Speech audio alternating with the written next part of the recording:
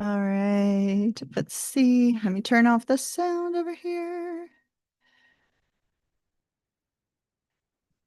If I can figure out how to turn off the sound. Hold up.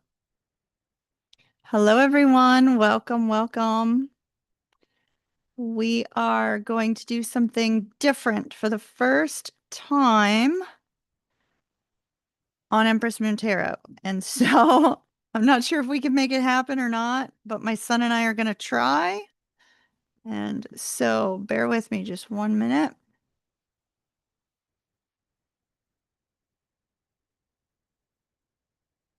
Right. Live. I'm on YouTube.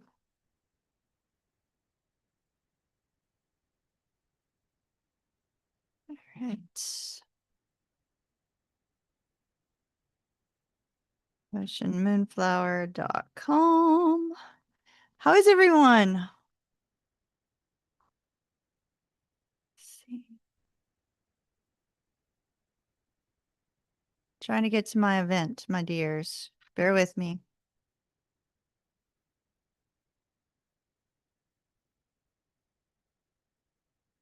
There we go. Events.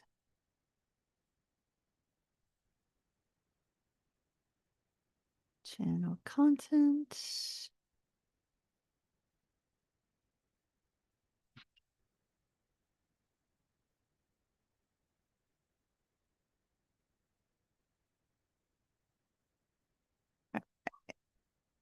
I hear a dog outside. All right, my darlings, here we are. Good. Good, good, good. Hi, Keisha. Hi, Dee. Hi, Leslie. How is everyone? Whew. Okay, so this is what we're going to try, and I don't know if it's going to work. So here's the link first. We are going to try going live elsewhere at the same time. So I don't know if it's going to work. We have never done this before. So it may not work out as intended. We shall see. Let's see. Oh, okay. Hopefully people can hear. Ugh. All right. My phone's falling. Bear with me because I have to use my phones. All right. Sort of. Okay. That want to work. I don't really care. Hello, Facebook. We'll see if Facebook works. Facebook is a little bit odd. And now let's try going live at the same time on Instagram. All right. There we go. Live stream. Oh, okay. I think we got it. I think we got it. Okay, cool. Cool. What do you mean my account's no longer eligible for live? Well, fine. We're not going live on Instagram because Instagram's being fuddy-duddy. So we'll do a quick little Instagram thing. Hey everybody, we are live over on YouTube. Visit Empress Moon Tarot 777 for our live stream. We're also live on Facebook. Not sure how long we'll be live on Facebook, but see you there. Okay.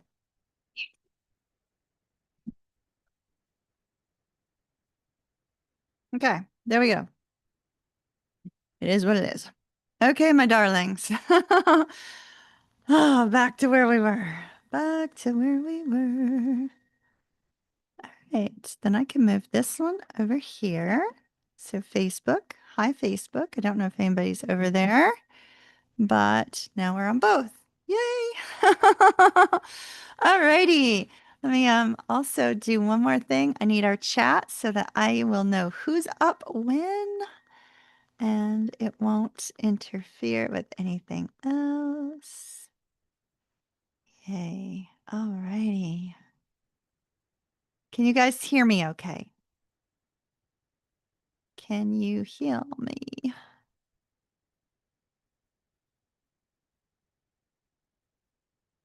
See if I can break this out. I haven't been live in so long. We were not set up.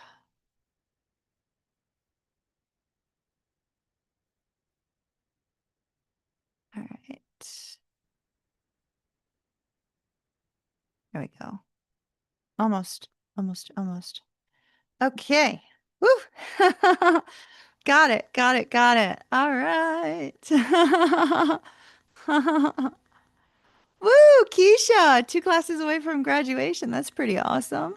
Awesome sauce. All right, let me put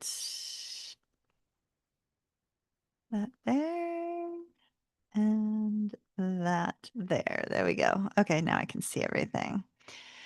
Fantastic. Congratulations, Keisha. That's amazing. Hello, Dee. Hello, Leslie.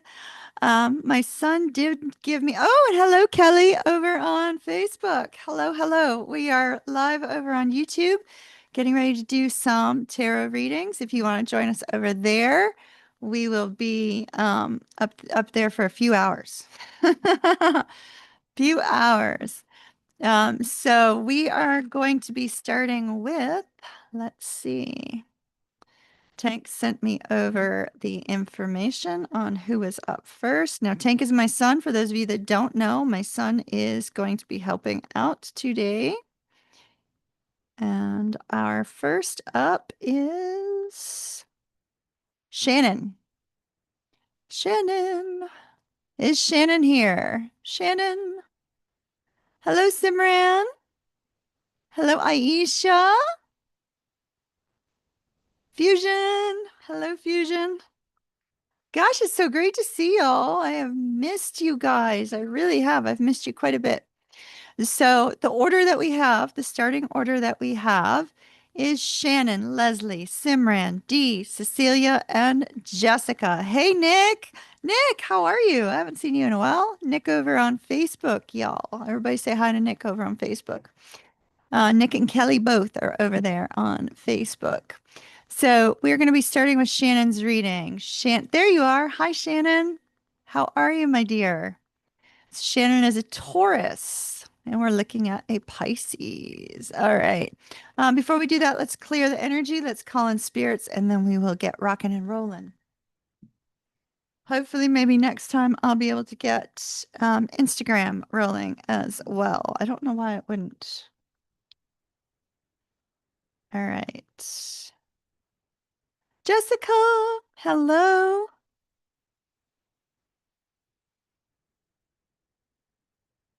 So as you guys see, I have a whole new space. I don't know who's been keeping up with me over on Instagram and who hasn't, but I have a whole new space, which I'm loving, loving, loving.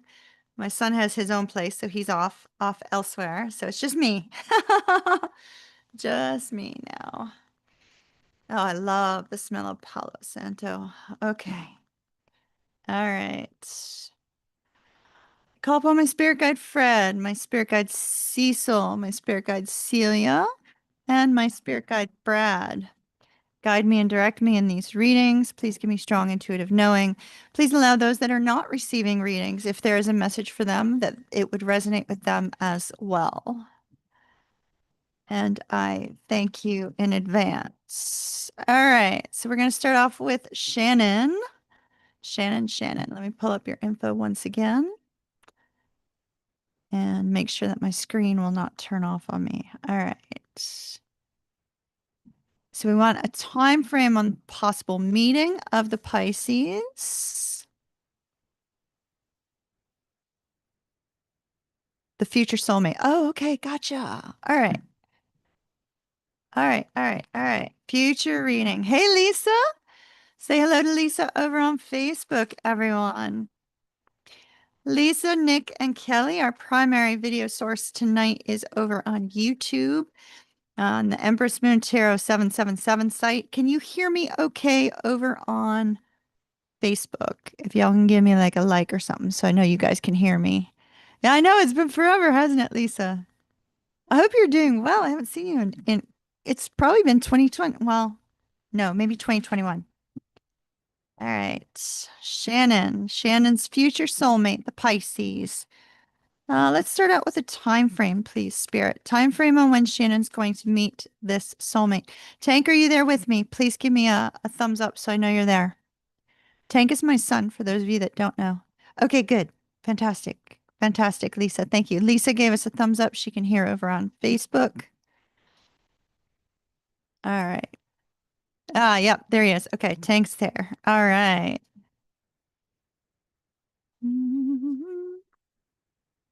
Time frame on meeting the future Pisces soulmate. Ooh, we have one right here that's screaming. Okay. So time frame, you're going to love this. You are going to love this. So first of all, if we were to go to timing, I am literally going to pull up the card from my deck because I'm about ready to put this deck I created up for sale. It's actually already up for sale, but I need to give you guys the link and all that in the video.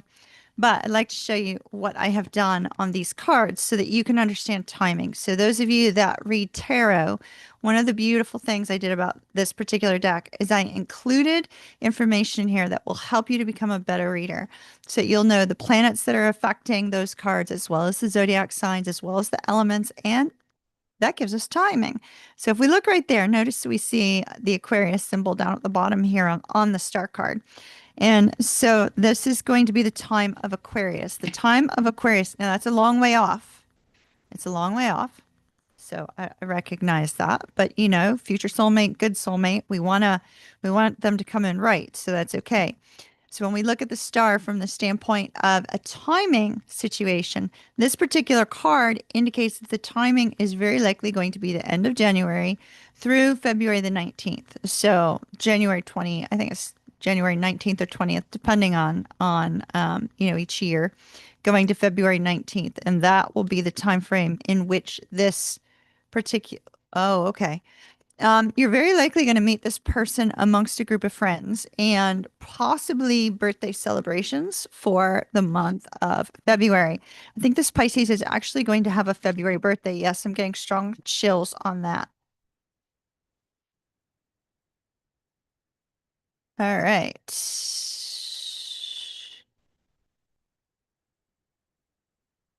Talk to me about their meeting, please. Talk to me about Shannon meeting the Pisces. They're saying clear your schedule. Strong chills. Shannon, they are saying you're going to need to clear your schedule. You are not going to want to clear your schedule for this person. You're not going to even know it's for this person. But when this comes up end of January into February, accept the invitations that you're being given. I see right here with the Nine of Cups, you're not going to be feeling like getting out at all with the Nine of Cups in the reverse. You're going to be like, no partying for me. I'm not getting out. I'm not going to socialize.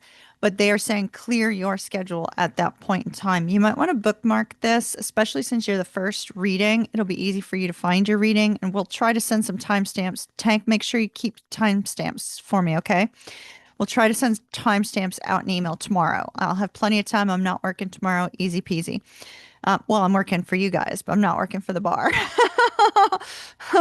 So I'm not going to be shaking up any cocktails tomorrow, and I can send you timestamps. But I feel like Spirit is saying, Shannon, you're going to need to clear your schedule. There's going to be some sort of social engagement that you are invited to, or some sort of social situation. Maybe you just go out somewhere with one of your friends and you happen to run along this particular person, meet this particular person there. Could also be a work outing that you go on, and the work outing opens up the door for this person. Okay. Yeah. Once again, it's like you're not going to want to go. Spirit is saying, go, go, go, go, go, go. And in fact, you may be being guided, Shannon, to accept social invitations now because they could pave the way, set things in motion for you to meet this Pisces in the future. Okay. Super, super important for you to consider that.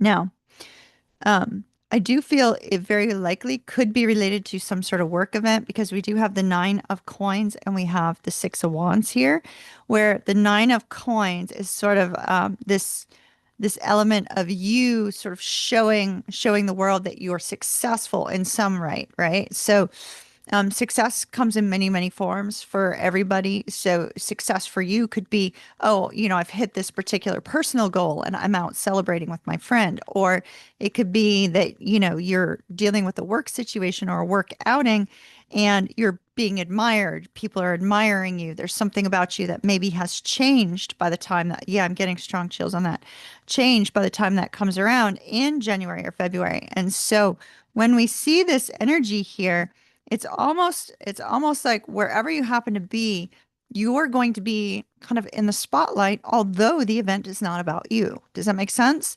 So I feel that between now and that time, you have a time where you can either flow through the transformation, which may be uncomfortable because we are in the middle of several retrogrades right now.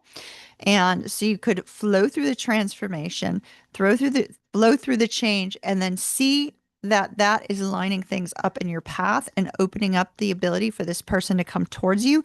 We definitely see that it's going to be shocking because you're not going to be expecting them, even though you're already being given a time frame now. When this happens, you're not going to be expecting this person to come into your world. And because you're not expecting this person to come into your world, I think it's going to be more organic. No, one less than that, Tank, okay? One less than that, Tank.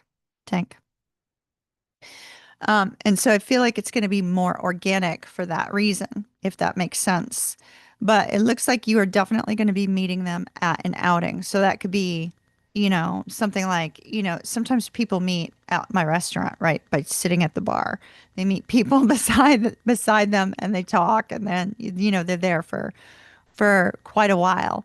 But it's possible it could be any number of possibilities of where you go. Hold on one second, Shannon. I need to let me turn that off. Okay. That should be working now. All right, Tank, you should be able to get through. And so I feel that this person is going to be coming along in that sense, right? It's going to be, I don't think it's going to be a mutual acquaintance from what I'm feeling. So I know you asked, is it going to be a mutual acquaintance? I don't feel like it will. I feel like you're going to be in the right place, right time.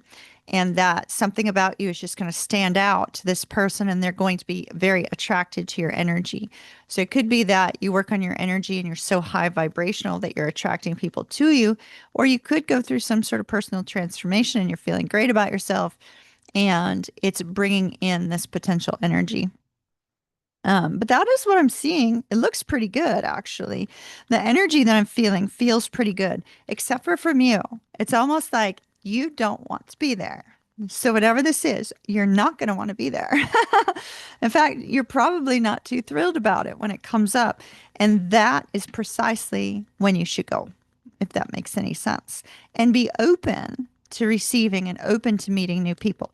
But as somebody who does work behind the bar, I will say, always, ladies, always keep your hand upon your drink. And if you do get up and go to the bathroom, get a new drink when you come back, just to be on the safe side. All right. Um, Tank, what did you just do?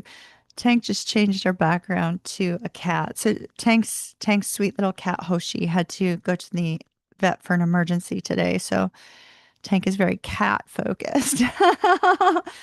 Shannon, I really, really like the energy here, but I do feel that maybe something's going to be shifting and changing within you between now and then. So definitely roll into it and allow spirit to guide you and direct you in that sense, if that makes sense to you. Because I feel like you're going to see change then, and you're going to draw this person to you. Hopefully that helped. Love and light. Mahalo. Love and light. Love and light. Leslie. Love, etc. Okay. Leslie, you're there, right?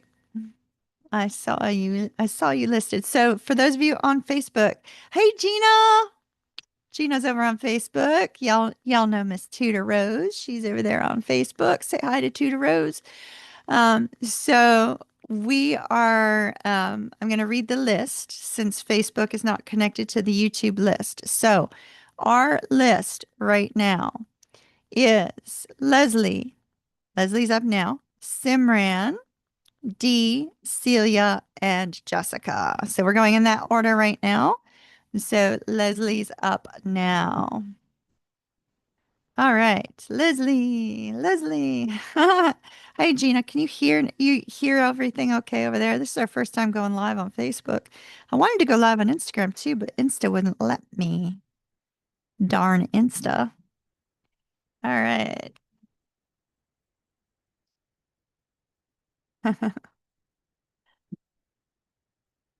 Leslie, may I mention it or no?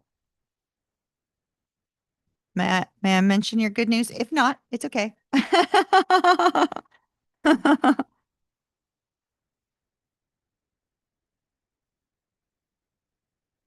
Leslie, Leslie, Leslie. Oh, thank you, Gina. I've lost like 90 pounds. I'm the incredible shrinking woman, still shrinking.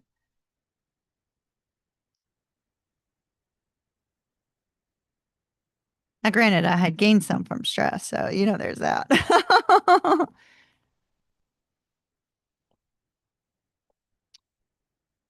All right. Love for Leslie.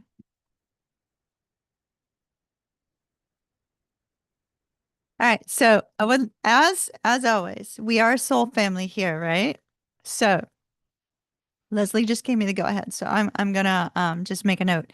Leslie, Leslie is doing absolutely phenomenal. Many of you already know that Leslie has been doing some writing. She's been doing some spiritual articles and she has been published. And so, y'all give her a round of applause. Major congratulations. Great job, Leslie. Leslie, if you want to, you don't have to. It's entirely up to you, but I'm 100% okay with you putting up a link to one of your articles up on in the chat if you'd like. All right. All right. Oh, thanks, Gina. I can't wait to do the full video. I'm going to do the full video tomorrow on the new deck and introduce all of my new characters in the deck to you guys. Love for Leslie, please. Ooh, ooh. We got a tower. We got a tower. Tower, baby.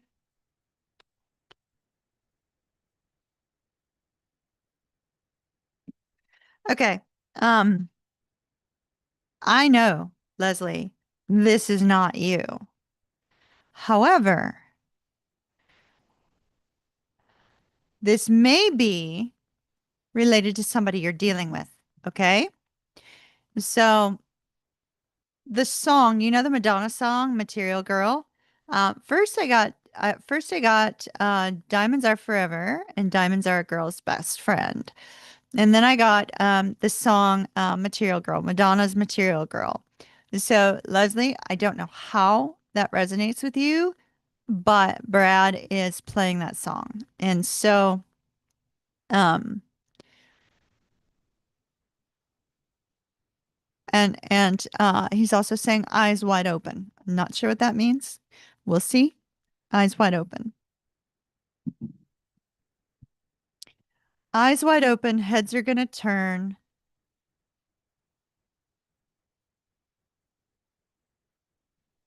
Okay. Eyes wide open, heads are going to turn. Something about a list.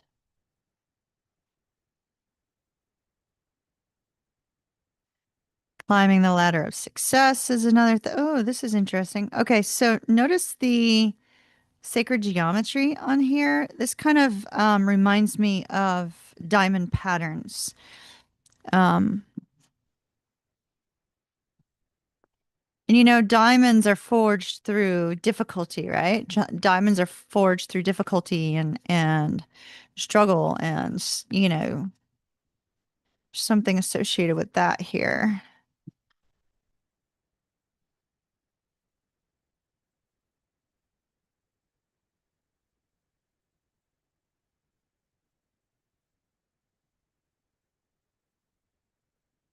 Okay. Oh my, oh my. Hello, Mr. King of Cups. Look at that. Hello, Mr. King of Cups. But you're in this mode of I don't want anything. I'm protecting my energy, guarding my soul, guarding myself. It's almost like you're kind of closed off to the potential of love right now. So if that's the case, then it's current. If it's not, it might be coming up in the near future.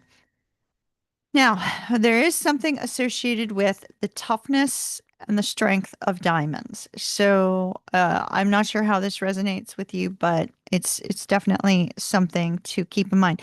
Also, if you've ever been married and you were wondering if you should sell or get rid of a ring, then that would be a no.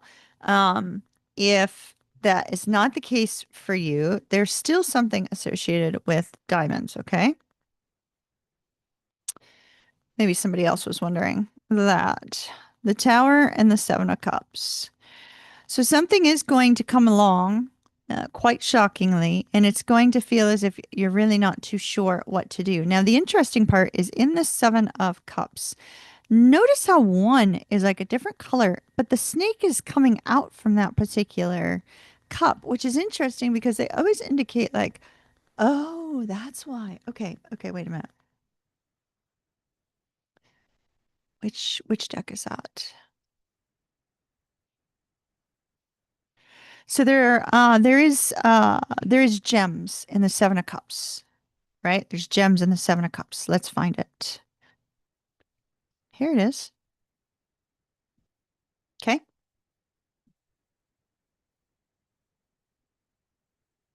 So if you notice the gems up in the corner, right up here.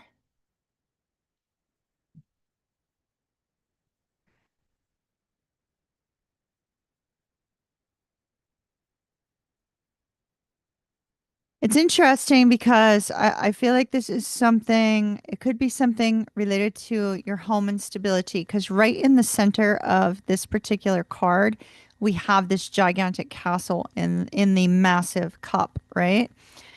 So something associated with your personal stability with regards to romance and love is coming into question. It could be that when this person comes along, if this person is not already in your life, which they could be, when this person comes along, there's the shocking factor of this. Oh, he lost his job today. That's interesting. I wonder if the material girl has to do with your ex's current. Something to think about. So there seems to be this focus on not really being too sure whether or not this love is going to disrupt your home, your environment, your life, if that makes any sense. Gotcha. And so with this particular tower and the Seven of Cups comes this sense of confusion. And with the Seven of Cups, it's like multiple options, multiple people that are, going to be coming your way. Should you go this way? Should you go that? Should you be open to these people or should you not? I'm concerned about the snake on this particular card because the snake on this particular card, as well as them drawing my attention back to this Seven of Cups, tells me that there's going to be a focus on whether or not love is going to disrupt your stability. So do be careful of that because doing spiritual work sometimes, you have to be extra guarding of your energy. Now, here's where it gets really beautiful. I love this. So we see that when love does come along, it's going to come along with this energy of a desire to work together. And it's going to feel brand new for you because we have the world, the new cycle, right? The old cycle ending and the new cycle beginning. I feel like this is going to be a like-minded person because this is a team collaborative kind of energy. So it's an energy where the two of you have a singular mindset and a singular direction. So it could be that maybe both of you are writing or both of you are doing something else, some sort of shared hobby, some sort of shared desire. Now, I'm not really getting any twin flame energy, just noting that. So I'm not feeling any twin flame energy from here. Um, I feel like this is very likely somebody new that comes along. We have the Ten of Wands as well as the Six of Swords, which indicate that you're going to be moving away from a time of difficulty, a time of struggle when this person comes into your world. So I feel like as this person comes along, there's this essence of, by the way, they're going to be taller than you. As this person comes along, there's going to be this essence of the fact that they bring peace. They bring this sense of moving past the difficulties. They bring a healing presence into your life, if that makes any sense. So that's what I'm seeing here, this kind of healing presence. And we see the spiritual aspect of it right here with our King of Cups and our Hierophant, because this Hierophant, this is that spiritual Hierophant. This isn't Mr. like fuddy-duddy traditional, everything's got to be the old traditional way, just so blah, blah, blah. This is this is growth. This is somebody who's spiritually minded and somebody who, thinks like you do and, looks into things in the same way you do. And there's this essence of this person having gone through some sort of spiritual awakening, or they are going to be not hard to be taller than you. You must be kind of short, huh? Um, but that's interesting because this is where I got the height difference here to here. Look at that giant difference. And that's what they were pointing out to me. Love you, Leslie. I know I'm 5'11", and sometimes being tall can be. um, so I feel like this person will have gone through a spiritual awakening, and then we see that they're the spiritual King of Cups. They're the one that meditates. It does, talks about good vibes and is focused on the energy between the two of you. So. Oh, that's good. They're probably going to be significantly taller based on what they were showing me. So I feel like this person is going to be very spiritually minded, and the two of you are going to be like-minded. The healing presence that they're bringing into your life, sometimes that's, for long-term growth, long-term commitment. Sometimes it's also a temporary thing where they come into your life to bring a sense of healing so that you can move on to the next phase of your journey, if that makes any sense. And we do see that with the Ten of Wands and the Six of Swords, they are bringing you past whatever kind of struggles you will have been going through prior to meeting them in order to bring about healing, transformation, and forward movement. Um, okay. This right here, I know y'all don't, not all of you like my singing bowls. I happen to love my singing bowls. And that's okay if y'all don't like them. However, um, root chakra is what I'm seeing here. Root chakra work.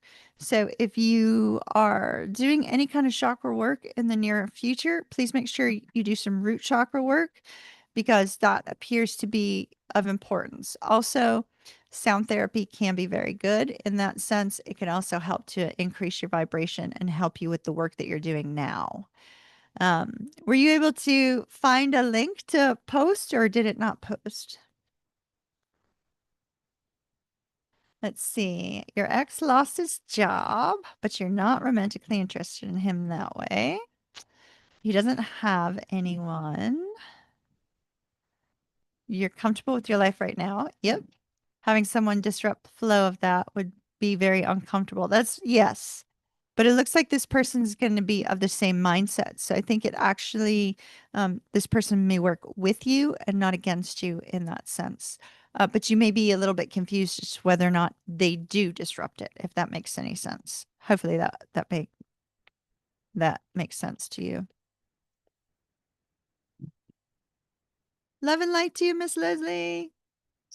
If you haven't put your link up or a link up, we'll make sure to put one up later for sure. Because I believe in recognizing soul family when they've done something good. Like Keisha, Keisha and Leslie. Anybody else have any, major wins? I mean, please talk about them. We'd love to celebrate you too. Absolutely. Those of you that did not pop in earlier, Miss Keisha, where did she put it? She's 2 classes away from graduation and made the dean's list for the second time this year. Great job, Keisha. Leslie's been published. Great job, Leslie. All right, Simran. We are doing career for Simran. Love it. Current job. Simran, are you there, hun?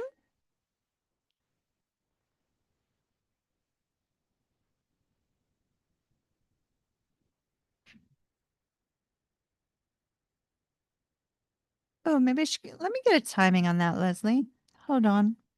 Tank, stop the presses. Timing on when this person's coming into Leslie's life, please. Timing. All right, Queen of Pentacles. So Queen of Pentacles, that is Capricorn time frame.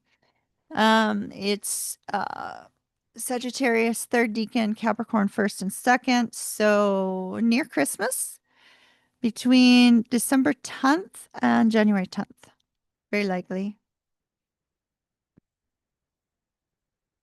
All right, Simran. Hello, Simran.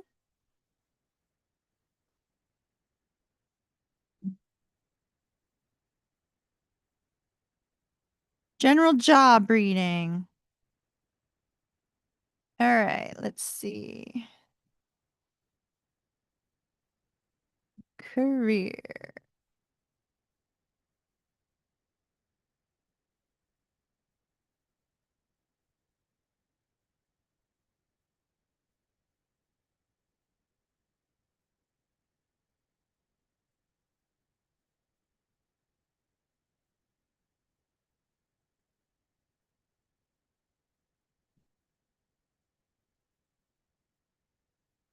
Career, career, career.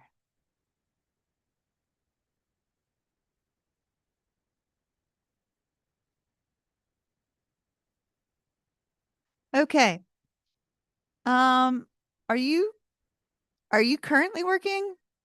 Because we have the five of coins, and that's a little bit concerning. Are you thinking about leaving, maybe?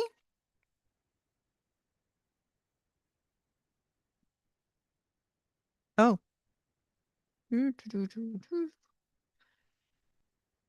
Wow. Holy smokes. Okay. Wow, wow, wow. Let me just check my deck, make sure like there wasn't anything funny going on with it, and there's not. Holy smokes. All right. Okay. Phew. I need to take a breath on this one.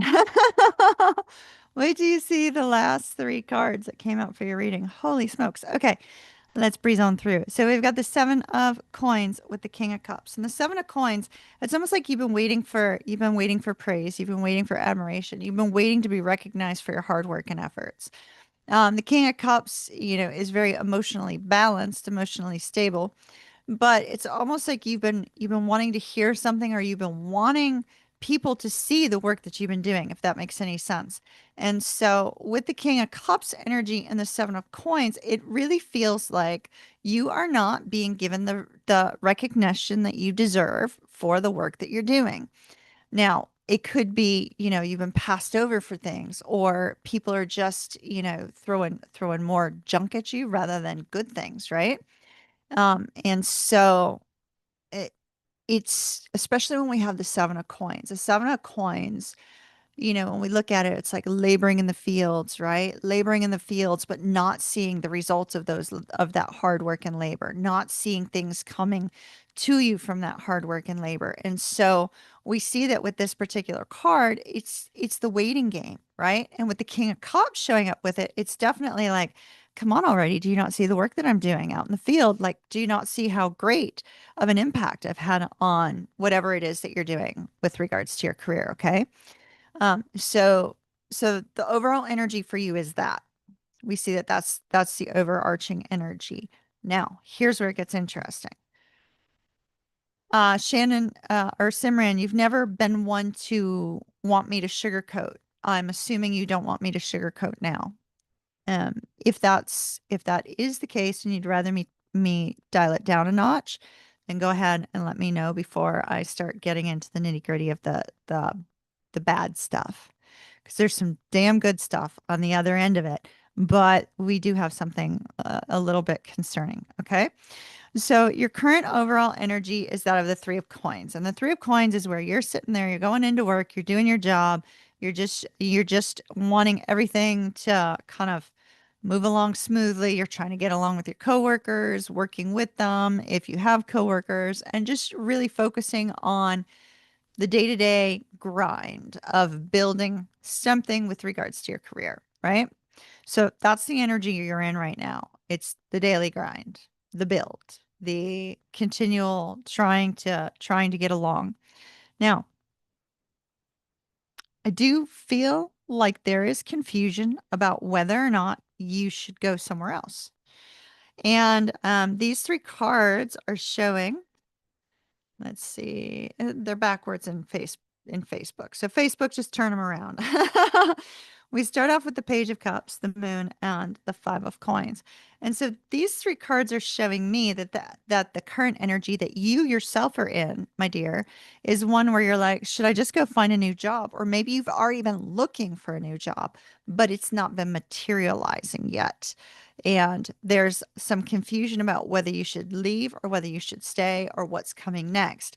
So with the Moon and the Five of Coins, there may be some worry about, are you going to lose money? Are you going to have to accept something that pays less? Are you going to be in harm's way if you do walk away from whatever this is?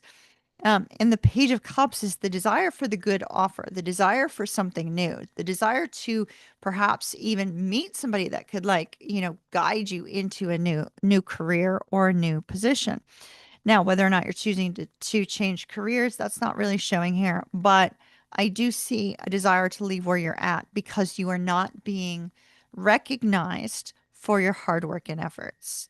Now, I see you have put in tremendous hard work and effort with that Seven of Coins and the Three of Coins, but yet somebody is not saying it. Somebody is not giving you what you deserve for it. And so there's a lot of confusion. Do you move on? What would happen from here? Where would you go? Is anything going to open up? What's coming next? Are there going to be layoffs, et cetera, et cetera? It's kind of like that overall energy of not really knowing, not knowing what comes next. And if you have just recently left a job, it's still not knowing what comes next. I don't really feel like you have left it just because it looks like there's confusion about whether you should leave, if that makes sense. So, um, there is somebody that does not have your back. There is somebody not on your side, and it could be a manager.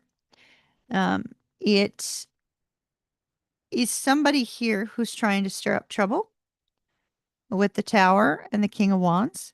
This could be somebody that you're not working very well with, and you may not even be aware of that.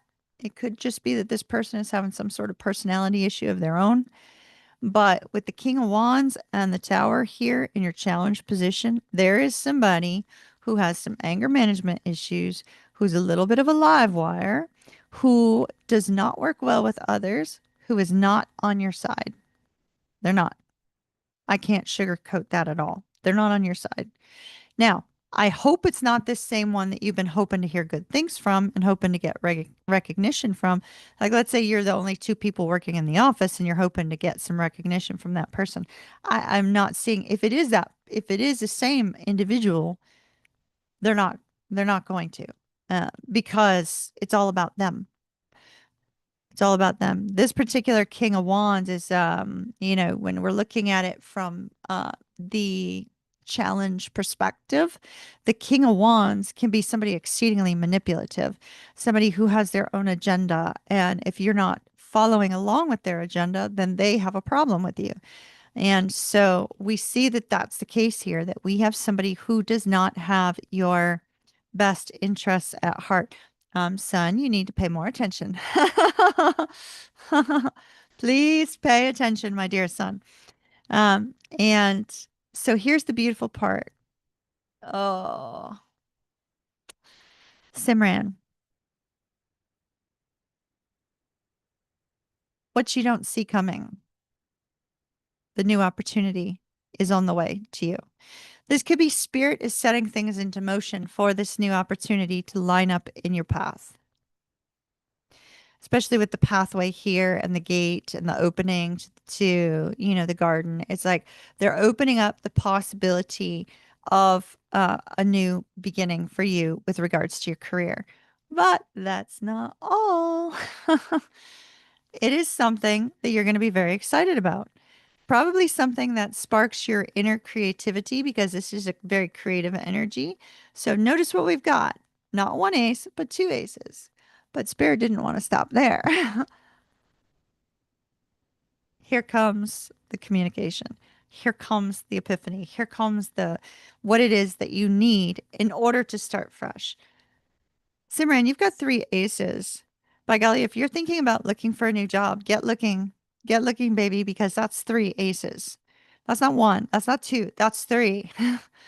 Three. And because you've got three aces here, there is a strong possibility opening up for you. And so, um, spruce up your resume, you know, get looking. If you're already looking, get ready because something is lining up for you. You just don't see it yet because this is in the I don't see what's going on position, right? It's the one that you don't see what's coming. Hey Daniel, say hi to Daniel over on Facebook, everybody. Um that you guys can't see it on YouTube. That's why I'm just letting you know who's over there on Facebook. So with this pathway opening up here, you know, and you not seeing it, even if you have been looking for a job, don't stop.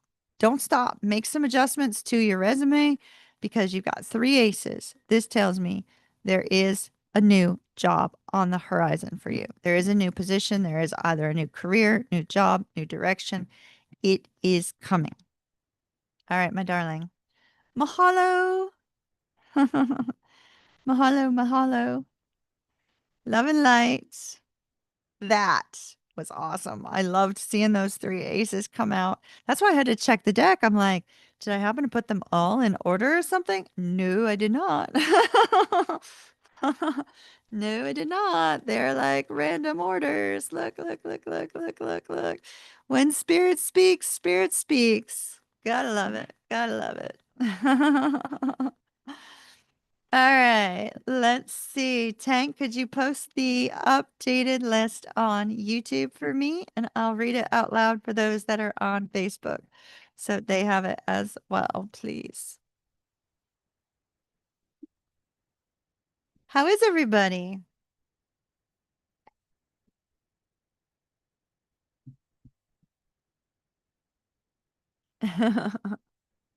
You're very welcome, Simran. Let's see.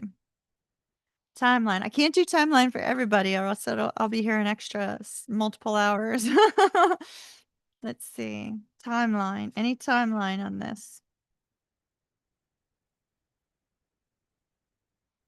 Five of Cups. This is the time of Scorpios. So that's coming up. That's November. So pay attention. Time of Scorpio. The Five of Cups would be Scorpio first deacon. That would be November 1st through the 10th.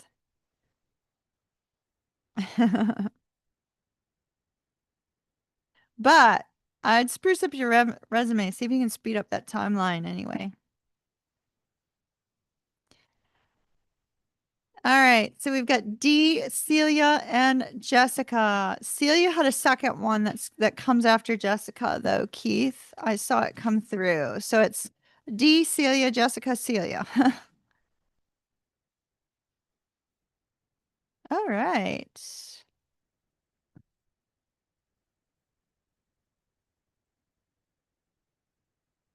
D. All right, all right, all right. Do we see the side hustle? Let me see. I know which one we're going to use for you, D.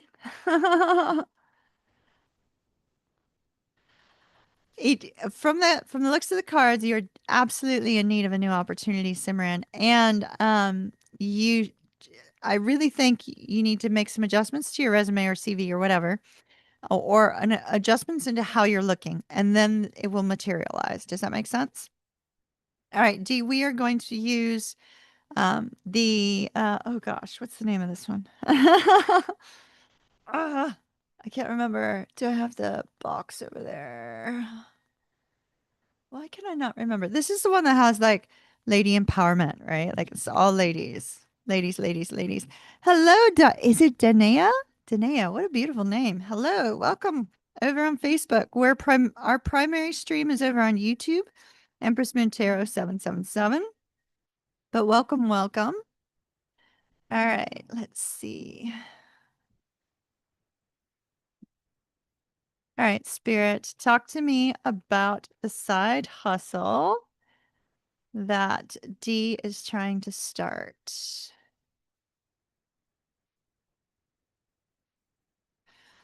And she wants to know if she'll be able to create this promising side hustle this year. And then clarifiers, let me know if it's going to be financially sound and stable, please. Because creating it and sound and stable are two different things.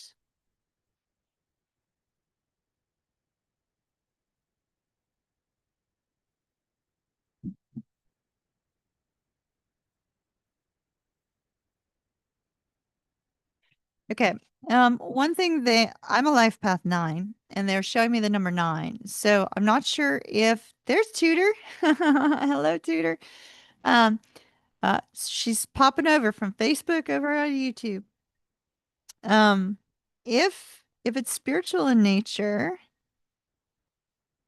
look up 9 life path number just in case, because they're showing me the number 9.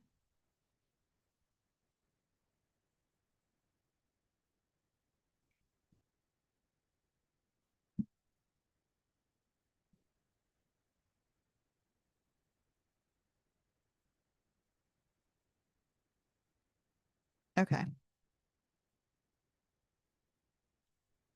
1, 2, 3.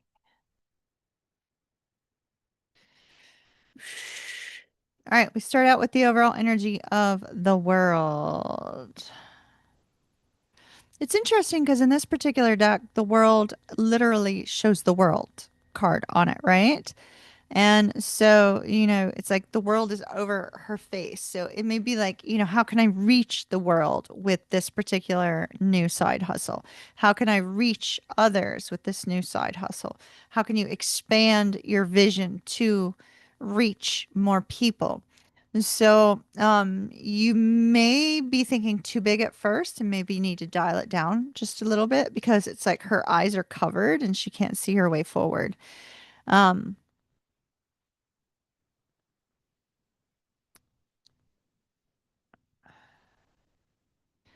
But they are saying with the spread wings, spread your wings and fly, though, right? So spread your wings. Because if you don't try, you're never going to know, first of all, right? Hello, James. How are you? So if you don't try, you're never going to know. So here's the interesting part. So I feel like with this particular chariot, it's this essence of the fact that it is not just a side hustle. It is something that is like coming out forth from you where it's like I've got to do this. I'm feeling this calling. I'm feeling this need. I really want to go in this direction. And, I love the chariot in this deck because it's like not a team of wild horses can prevent her from achieving or getting to where she wants to go, right? So it's like everything is behind her in moving in this direction. What seems to be getting in your way, though, which is interesting, you're getting in your own way. Let me just note, you're getting in your own way, my dear. Look, look, look. 4 of Swords is your challenge. This could be analysis paralysis. It could be, not getting going because maybe you feel like you don't have the information you need or you don't have everything you need to take those steps to get started. But when we see the 4 of Swords, it's almost like I could equate it kind of to like ADHD energy, right? And I mean no disrespect towards anybody. I got ADHD. So I'm finally willing to admit it. Tank, don't give me heck about that. My son Tank is very ADHD. I'm only slightly. But I can kind of equate it to that, right? Where you want to move forward.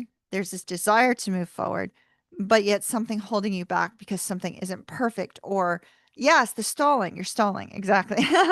Where it's kind of like the imposter syndrome kicks in, and the, oh my gosh, this is overwhelming. What if I'm not doing the right thing? What if I don't have the right information? What if I take the wrong step? And it becomes too much analysis paralysis until you set a timeline. And the moment you set a timeline and you go, okay, by this date, I must get to here, right? By this date, I must do this. And if I don't do it by this date, this time, then all hell's going to break loose. At that point in time, then ADHD becomes that superpower because it's like, holy shiitake, I've got 1 week to get to where I want it to be at this particular point. So like if you break things down like chunking, like Tony Robbins talked about like 10 to 15 years ago, right? And you say this chunk must be done by this point, then you have no other option but to kind of move yourself along, right? So you're stalling. And that's interfering with your forward movement. That's your biggest challenge right now is getting past that stalling energy and the overwhelm associated with it. Because here's like the energy wanting to come forth from you, wanting to push you forward. And then here's the energy going, but wait a minute, what about this? And what about this? And what if I do this? And perhaps I'm not doing the right thing or I don't have the right information. And it's overwhelm. So overwhelm is preventing you from moving forward. Um, Also, a sense of vulnerability. So, whatever this side hustle is, there's a part of you that doesn't necessarily feel 100% that you're ready or feel 100% that you're going to be taken seriously. So, there's something about it where you feel like you're going to get some pushback and it doesn't feel comfortable for you. Something does not feel comfortable.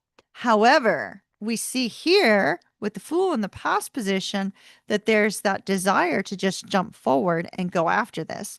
So this could have been an idea for a side hustle that you've had for a while, or that keeps popping up into your awareness or into your zone where it's like, okay, I need to jump now. If I don't jump now, I'm going to miss out on the opportunity, right?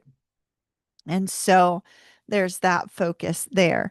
Um, and interestingly, we have the Two of Cups in the reverse on the mind space. And so what could be happening here is you may feel like you can't do this all on your own and that you have to have mentorship or you have to have somebody alongside you in order to do that.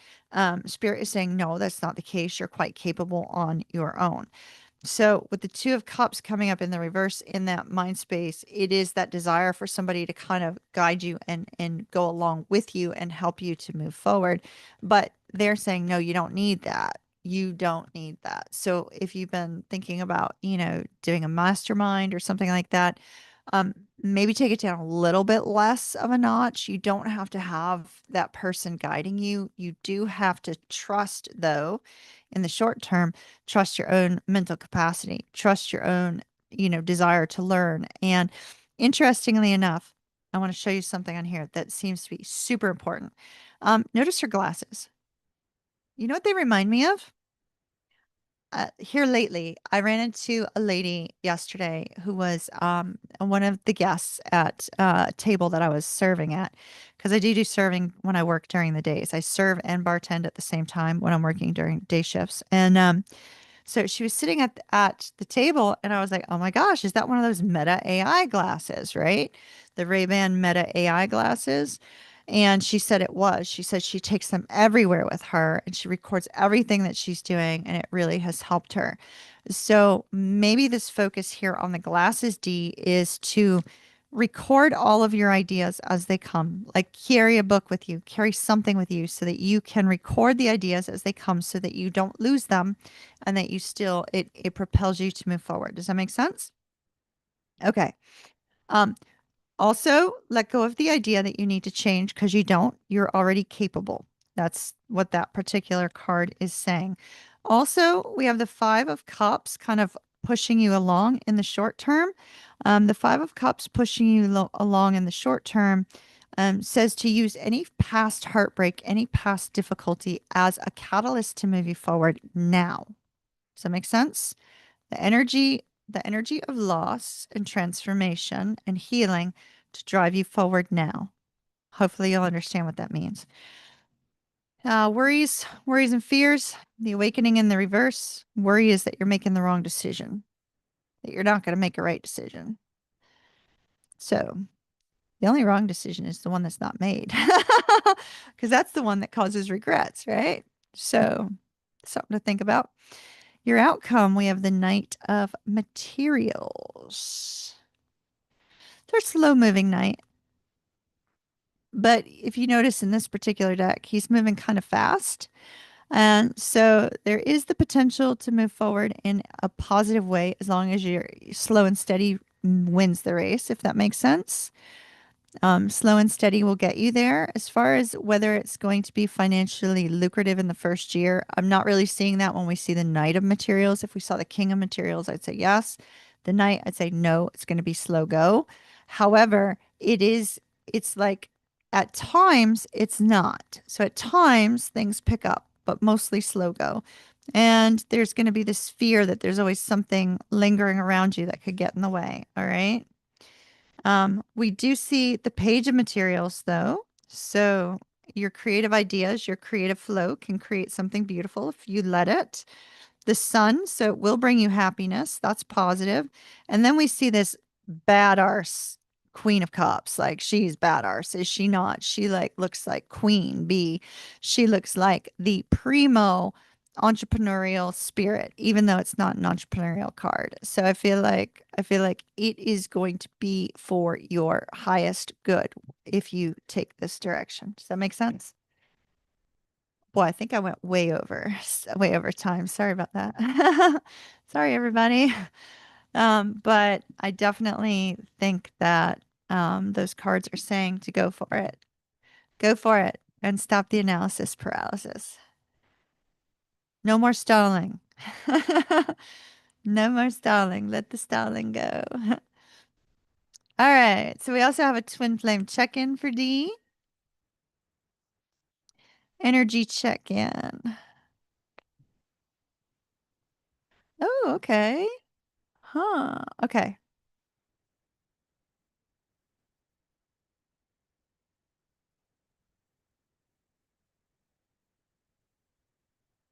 All right.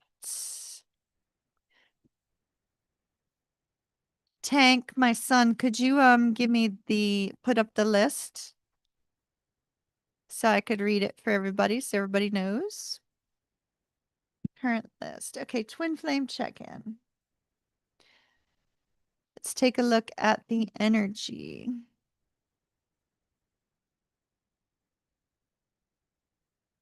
Hey, Leslie. Listening while working. This is Leslie number 2. So we got more than one Leslie, just so you guys know. This is our second Leslie. And Mary Lou. Hey, Mary Lou. I haven't seen you in forever. I was thinking about you just the other day, Mary Lou. I was wondering how you were doing.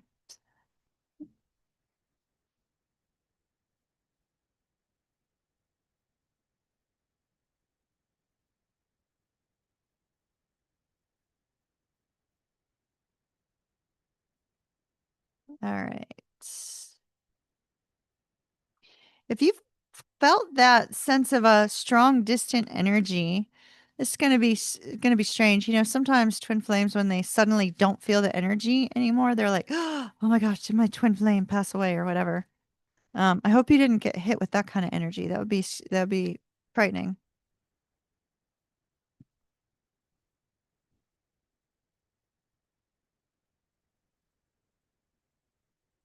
How many kids does he have?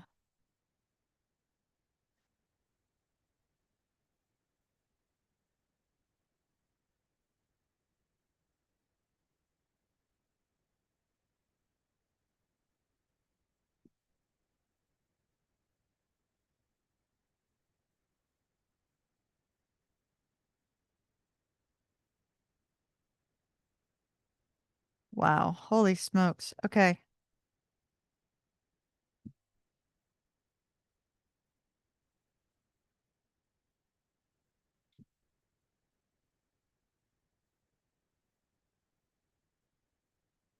Um, you know the song Here Comes the Sun? That started playing when the sun came out.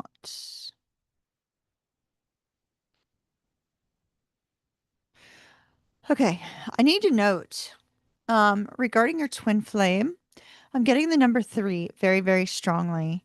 The number three is really, really, yeah, okay, by the Beatles. That's what I thought I was hearing. Okay. Um, right. He has two kids. No, he's got a third coming, or they're going to have a third, or they're, okay, so there's three. I'm seeing three kids, not two. Specifically, they showed that to me with this card, and we have the three three cherubs down at the bottom.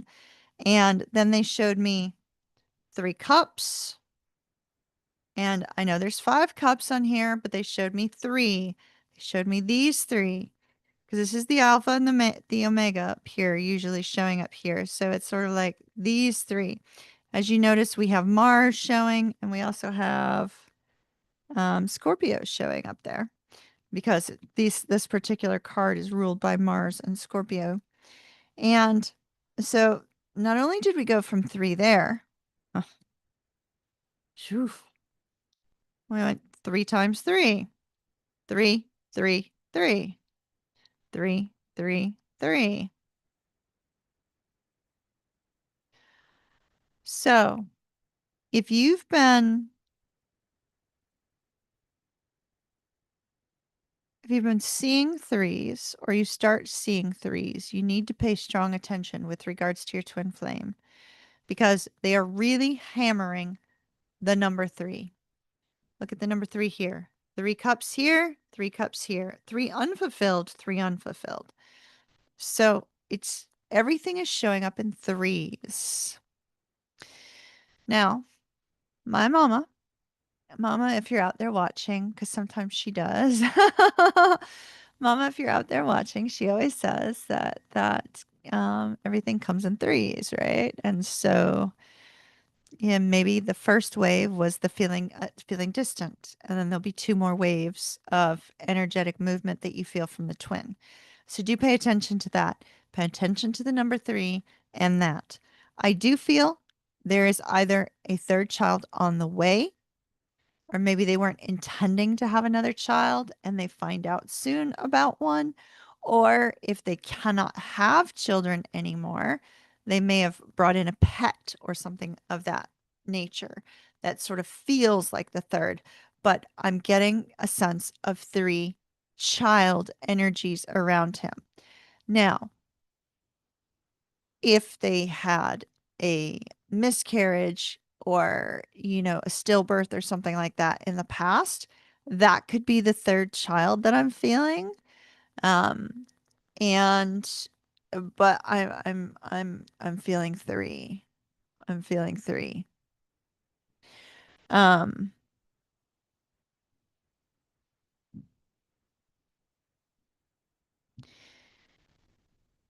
our Prince of Swords does not look happy about it though. So the cards that I'm showing are happy cards, but our Prince of Swords up here actually does not look happy. So, see him? And in fact, the Three of Cups goes to the Prince of Swords, goes to the Five of Cups. And the Five of Cups is regrets and struggles and difficulties and things of that nature, right?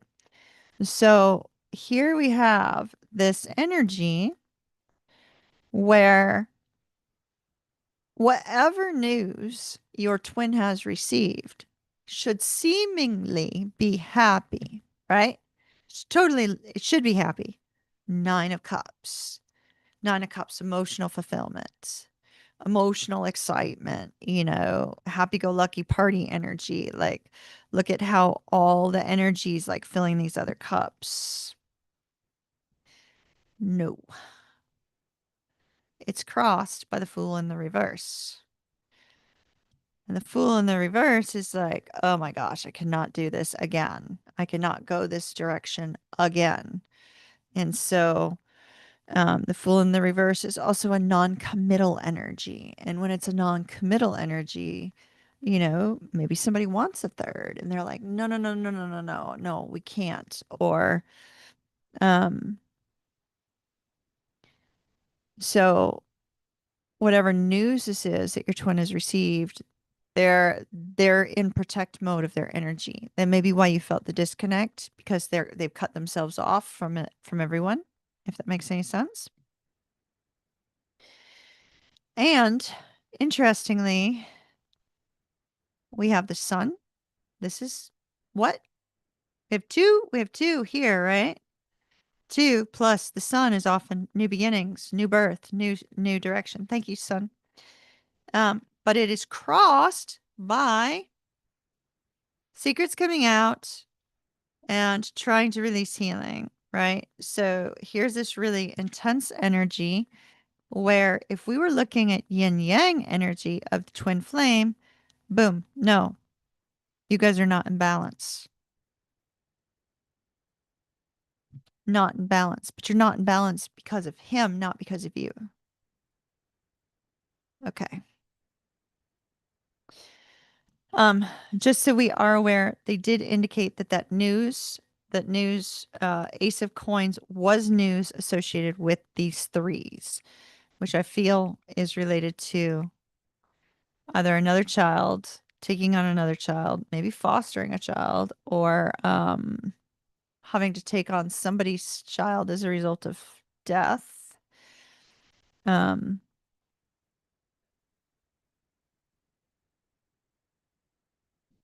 there's a third. There's a third. I'm certain of it. But it might have, it could be a miscarriage as well.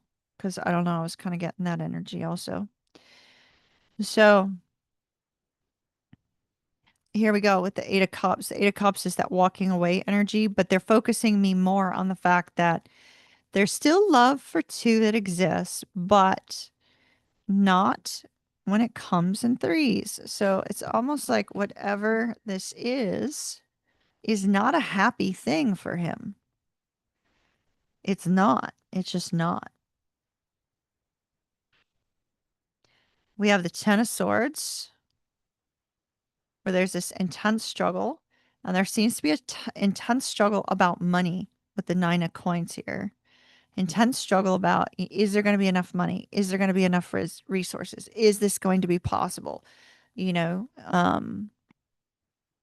if the 333 has to do with them moving to a new address, maybe they're not going to have enough money for the house kind of thing. But we see here with the Chariot and the Knight of Cups, which is the King of Cups in this particular deck. It's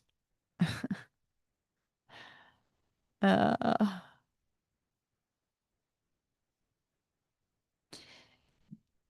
with this Chariot, they're not moving anywhere.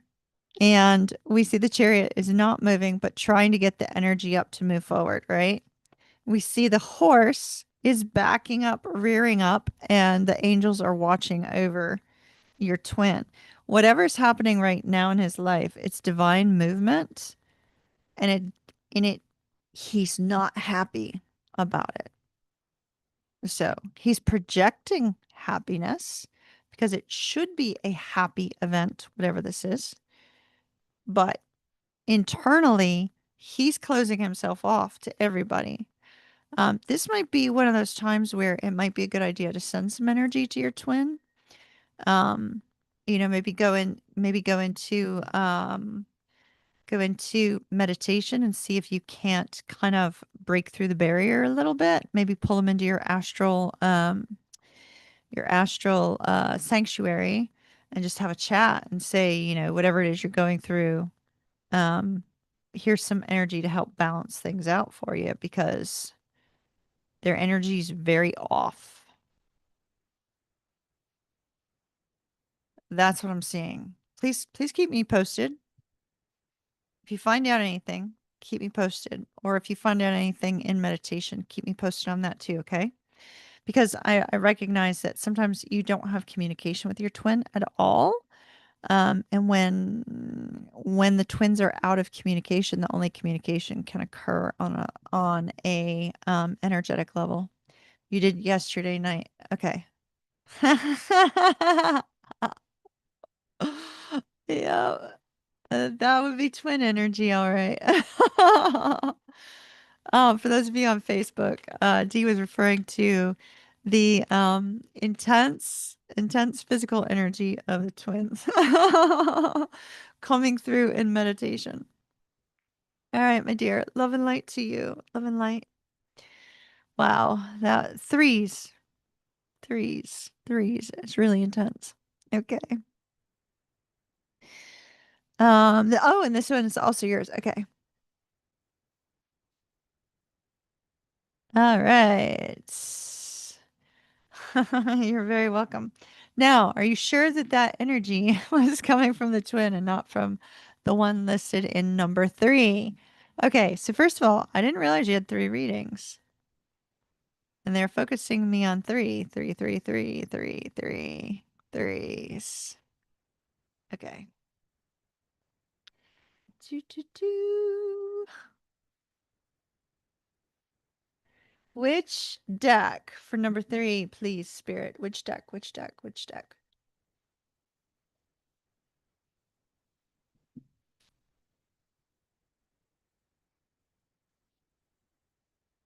Okay.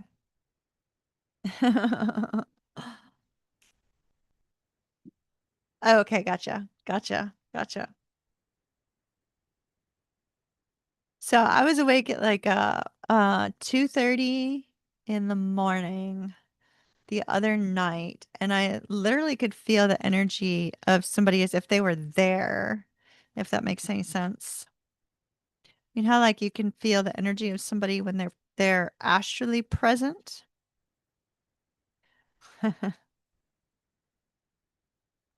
Hey Jen. Hello, hello.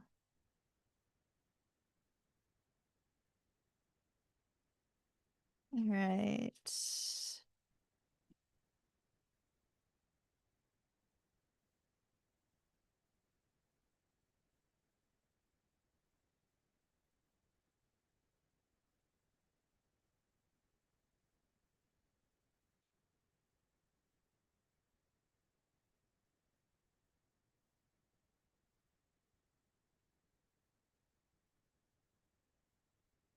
Ah, gotcha.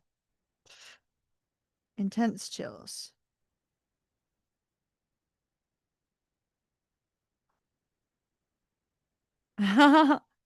Oh yeah, when I'm deep in the flow, I don't see, and I try to go back. Like I will try to go back during like a break period. I'll try to go back after this one of D's because we'll be switching over to somebody else at that point, and I'll try to go back and look at all the chat.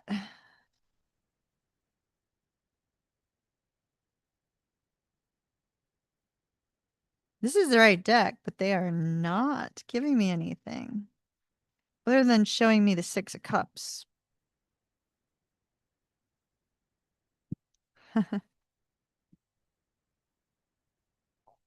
My son just put updated list after this, and it was blank. Updated list. No, this doesn't feel like the right deck. All right, hold up, my dear. It's not speaking. I mean, they pointed me to this one, but it's not speaking.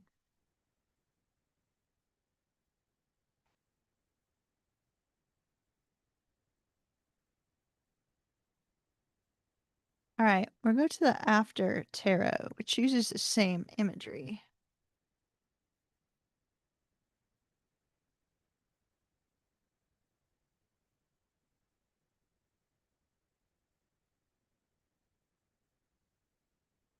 I'm seeing the hooves of horses, of a horse, like a stable.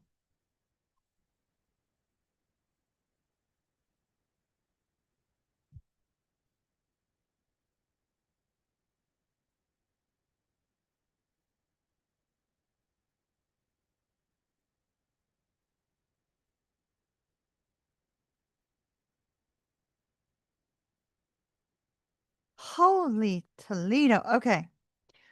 All right. Oof.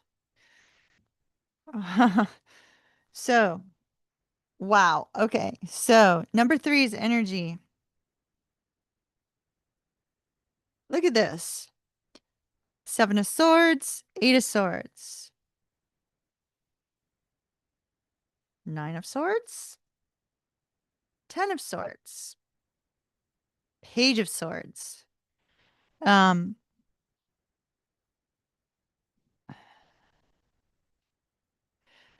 so here's the thing. First, they were showing me the Six of Cups. As we know, I know, good grief, right? Hey, Jennifer. So, as we know, when the Six of Cups shows up, you're in his thoughts, right? So, you're in his thoughts. He's thinking about connecting. He's thinking about communicating. It's kind of a nostalgic vibe where there's something about you that he's remembering, right? But there's so much of a terrifying energy about coming forward and actually communicating. I do see it's very possible that he is going to be doing that soon, communicating. However, there's so much darn fear and overthinking and worry about whether or not to communicate.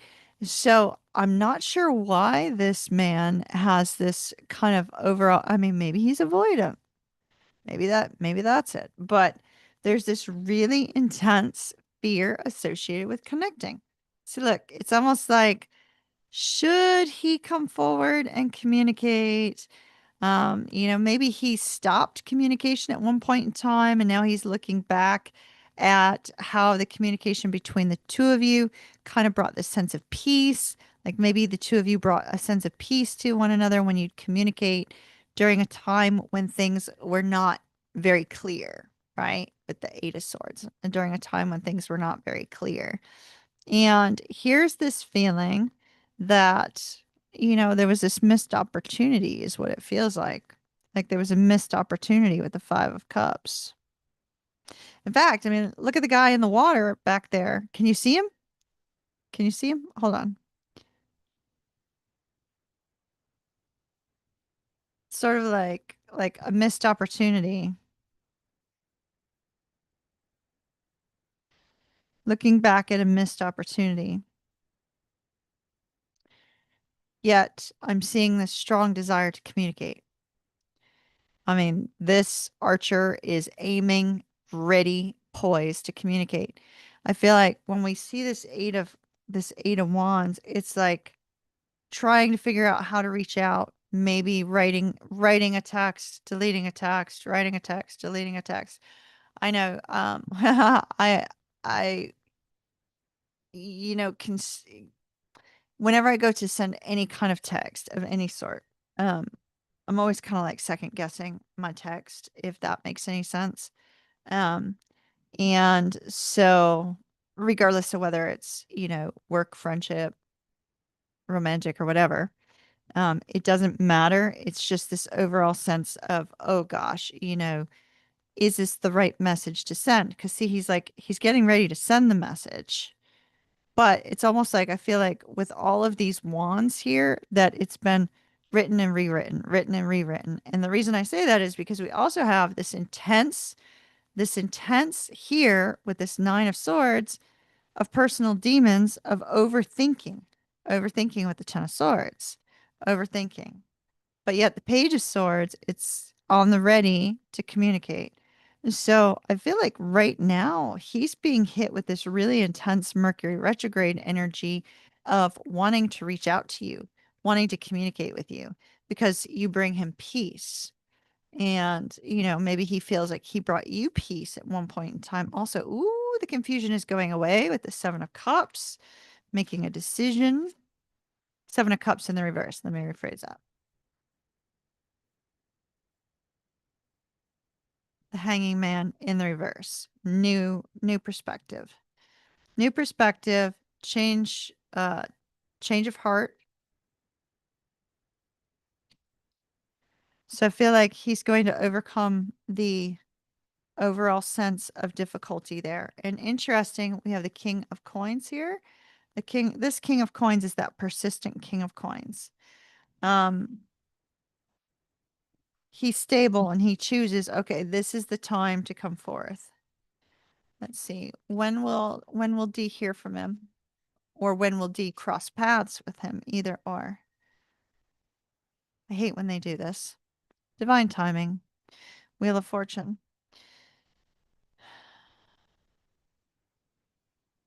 Talk to me about divine timing, Wheel of Fortune, please.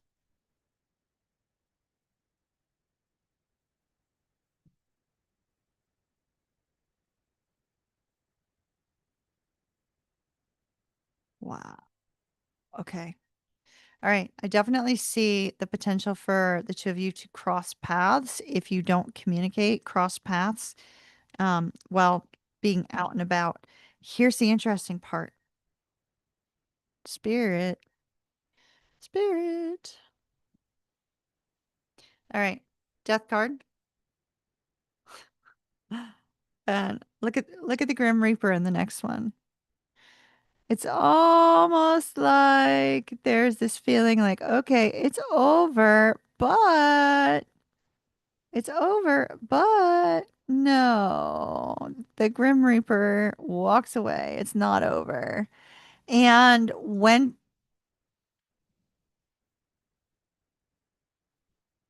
could y'all hear that? I don't know if y'all could hear that. I get so sick and tired of these cars like racing up and down around my place. We'll just leave it at that. Um, it's like when the mental overwhelm goes away,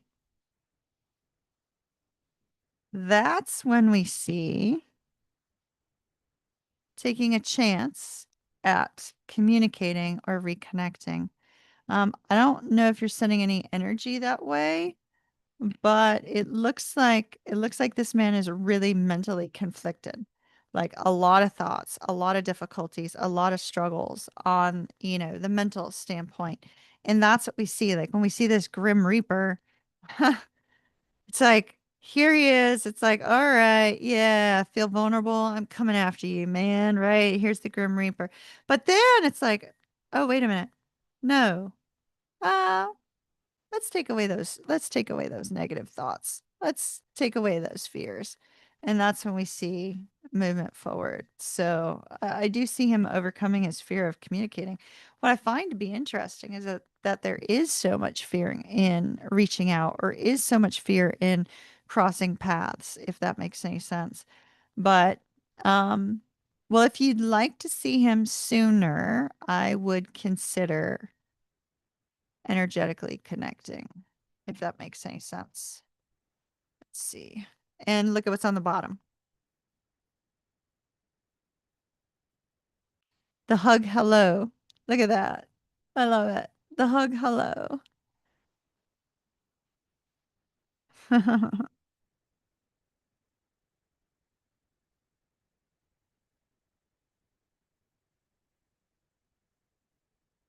That's nice. This is nice. So, I see a potential reconnection in the future. Yeah, I love the after two of cups too. It's gorgeous. All right. Okay. So time frame we have is anytime between, that would be September to February.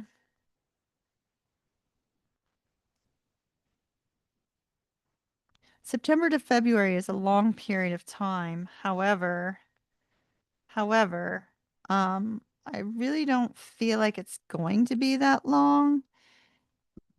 When we look at the card of Virgo third deacon, though, I think you're probably looking at more potential movement, or at least you feeling the potential movement in September, probably right after the Mercury retrograde.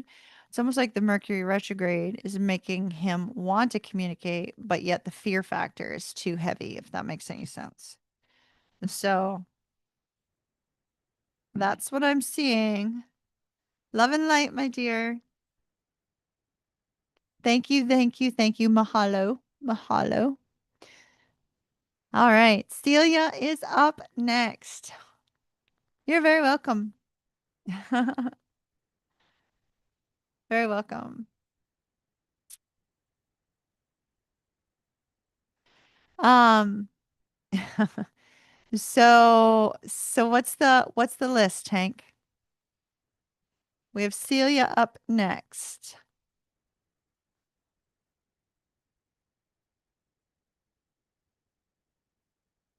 The energy's really good tonight. I'm really liking the energy. The energy's really good. The energy here in my place is just amazing.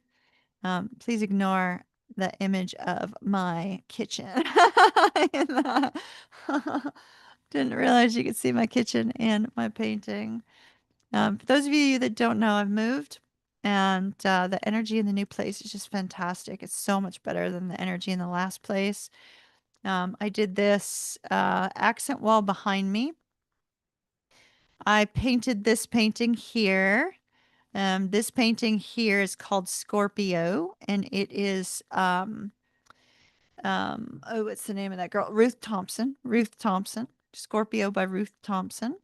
This one here with the Crusader vibe is called Faith by Ruth Thompson. This is a painting that I did. It was a twin flame painting that I did, abstract. This painting up here is one I did from. I don't know if anybody was a gamer back in the day. When I say back in the day, how long ago is that, Keith? That son, do you know? Asheron's Call. Asheron's Call had you could have housing in Asheron's Call, this video game. And the housing in okay, cool. Thanks, son.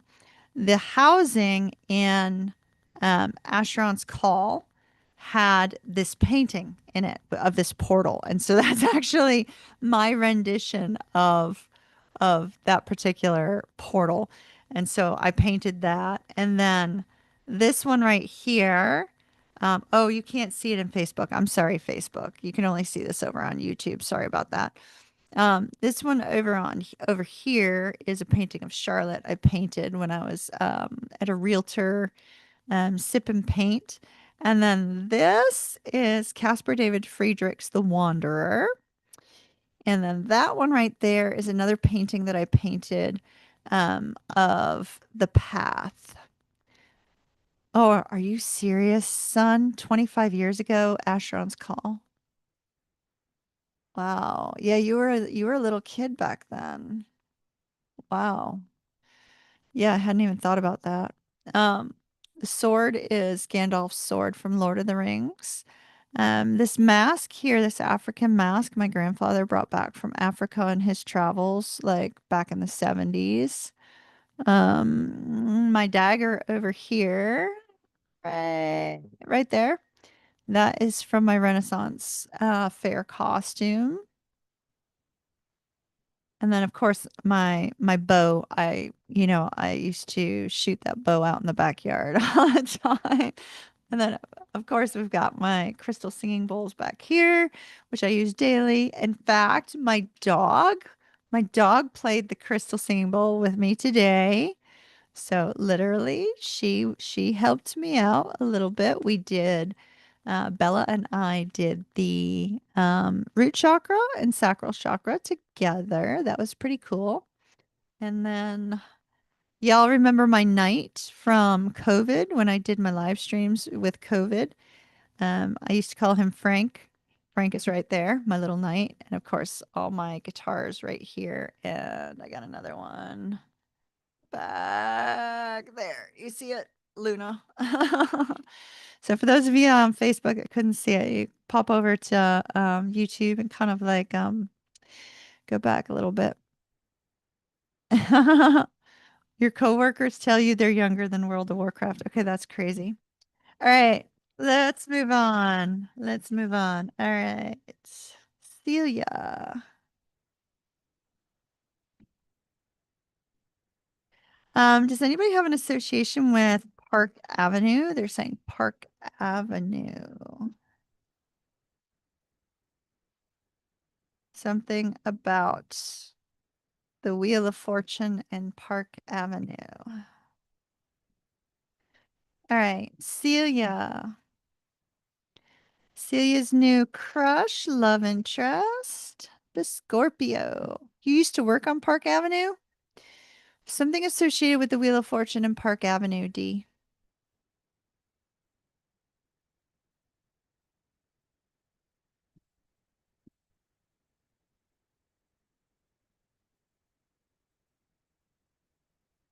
All right.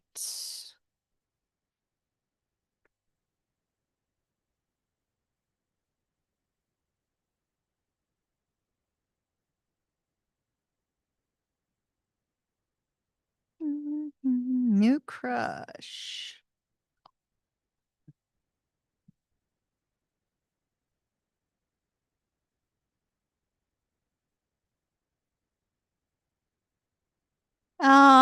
One thing to be careful of. I don't know, Celia.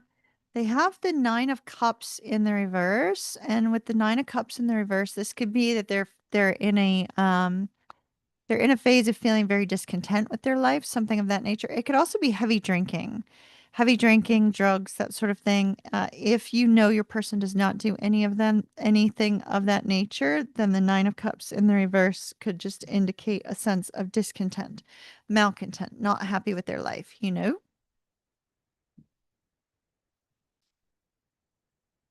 The Emperor in the reverse. Yeah, not happy with their life because of something that is not going right.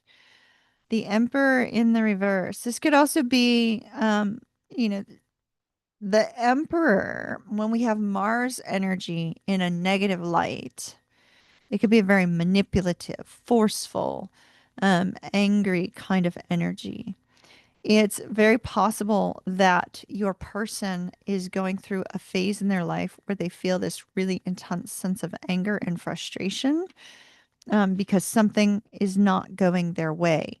However, I would like to note, be careful, because if the Emperor comes out in the reverse, sometimes it's a warning bell thrown off the side to just say, hey, make sure you're not seeing this kind of red flag with this person, okay? So just in case, I have to note that. Does that make sense? Since they're a new person, we need to note that just to be on the safe side.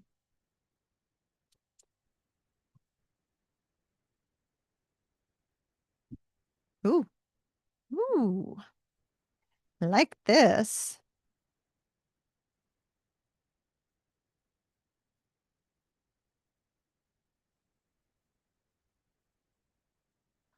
I have four cards that flew out face down. All right.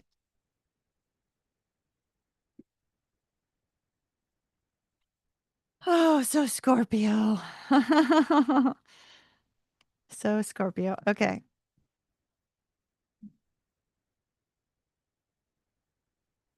Scorpio, Scorpio, Scorpio. Wow.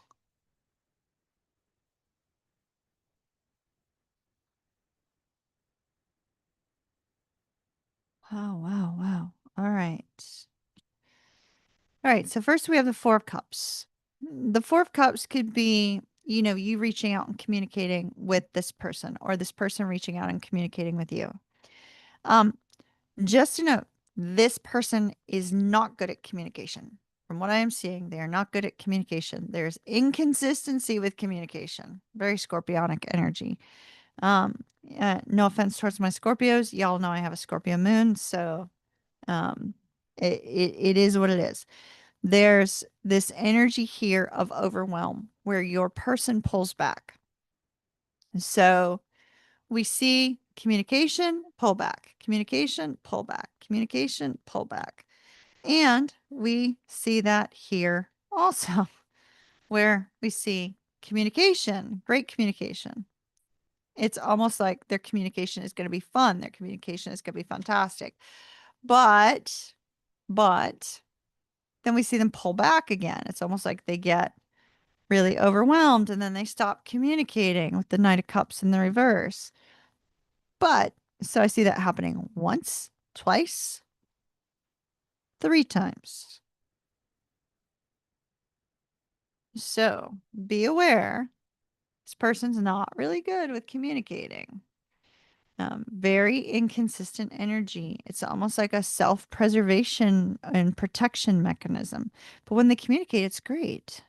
Knight of Swords. They communicate, it's great. And then they go into protect mode. They have to protect themselves and cut themselves off. So I literally see that this person, one, two, three, four times goes into self-preservation mode. I don't know if they've already done that once or twice with you, Celia. So keep that in mind. The energy I see from them is good, though. The energy that I see from them is good. However, they are bad at communicating. And it seems to be as a result of something that's happening in their life that they're unhappy about, they're not feeling good about, with the Nine of Cups and the Emperor in the reverse. Now, I do feel this person has great potential, though. So, with the Fool and the King of Pentacles, there's a strong possibility with these two cards here that this person has the potential to be looking for something more stable. I don't think they're going to tell you that with the cards that have them pulling back with communication. But what I'm seeing here is I'm seeing that this person is looking for something long term and stable, something peaceful. Since they're really pointing out peaceful, I feel there's been somebody in this man's life that was not peaceful. So they are looking for something peaceful. However, they seem to feel a greater sense of comfort in discomfort. It's sort of like um, where the devil that you know is more comfortable than the devil that you don't, or the devil that you fear. You know what I mean? So it's almost like there's a fear factor that causes them to pull back. Um,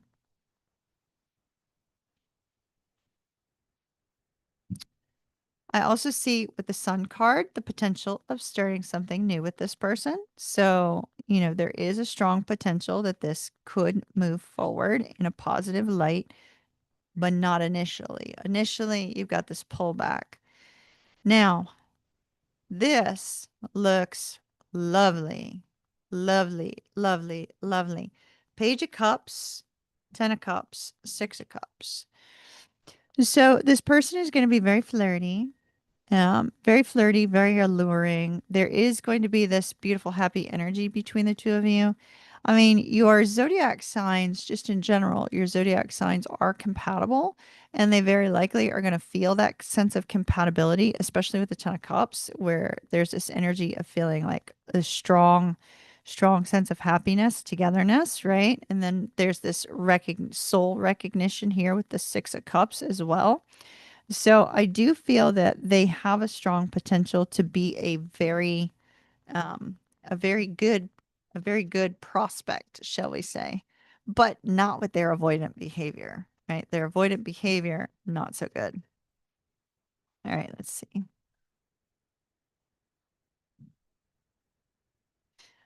Yeah. See, look, Queen of Swords, Two of Coins. And here's our King of Cups down at the bottom.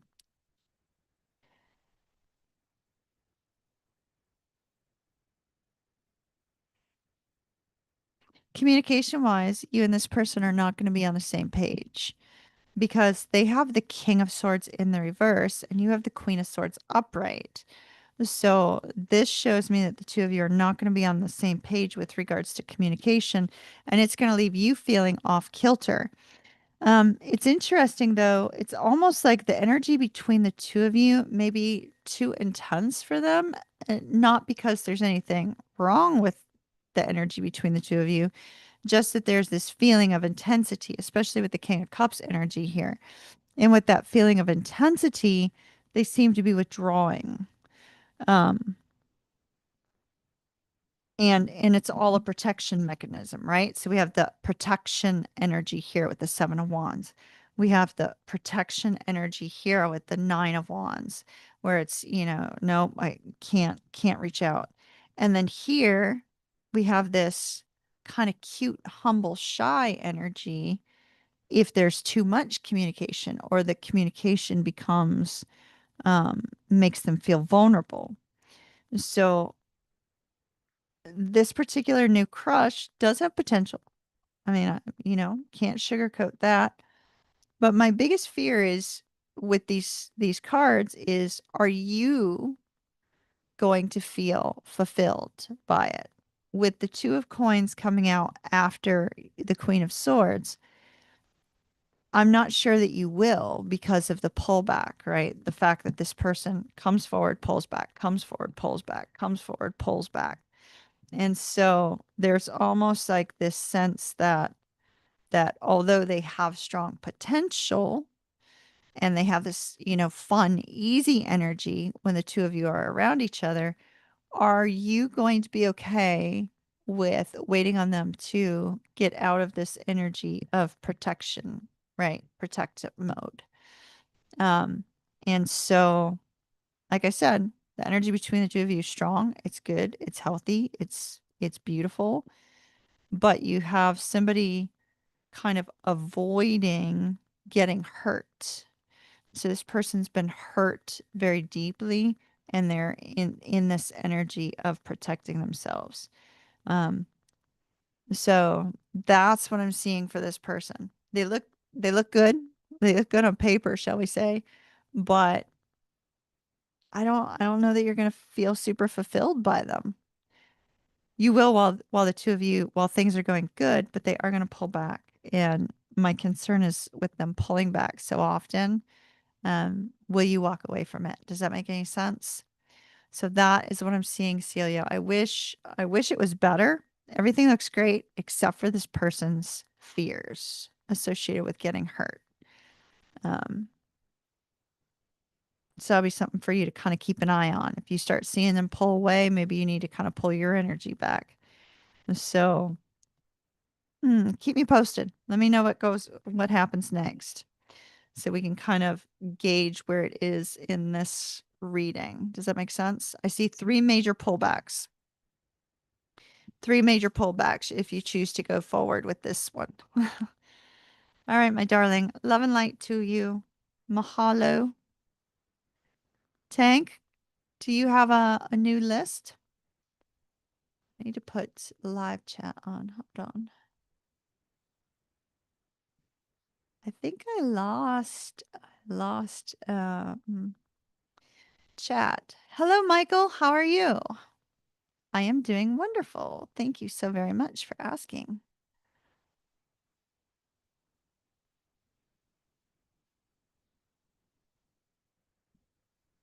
All right. So that was for Celia. Oh, Celia wanted a Celtic cross on that too. Let's see. So you had a specific question. Let's get that specific question answered before we move on. Son, could you put the updated list up, please?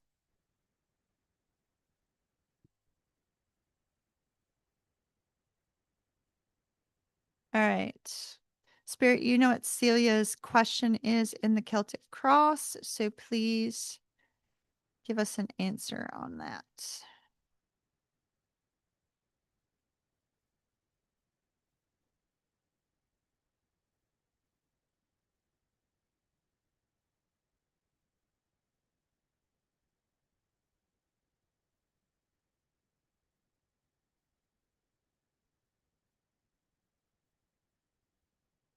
All right.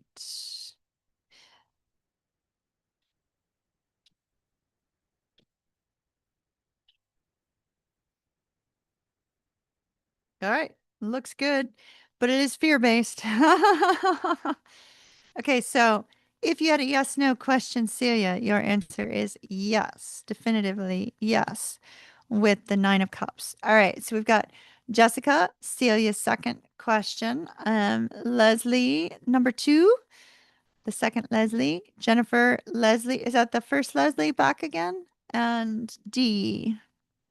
So overall energy we have for the Celtic cross is the fear-based energy, which is what we were seeing, right? We were already seeing that. It looks like the question would be is there the potential that this could be a long-term partner, right? That's what the question looks like it appears to be. Is there the potential that this could be a long-term partner? The Page of Coins on the base, it's like the hope that they're going to come forward and maybe ask you out or get things rolling with the Page of Pentacles.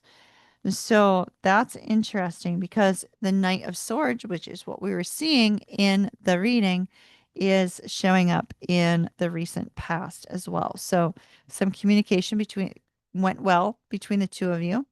We saw that kind of flirty energy with the Page of Cups, if you recall. So we saw that really nice flirty energy.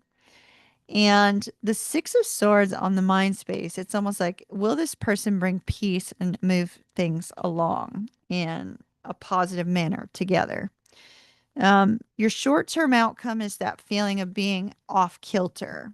So we see that short term energy is that feeling of being off kilter, very likely because of their pullback, which we saw. Okay. Spirit's advice to you is that of the hangman, which is to try to look at things from a different perspective, right? Try to look at things in a different way. Like maybe instead of, wondering whether or not they could be a long-term partner, try to figure out, maybe look at it from a different perspective. Or, if you're looking at it from the perspective of, okay, is this person a potential soulmate? Maybe look at it from a different perspective. So whatever that means for you.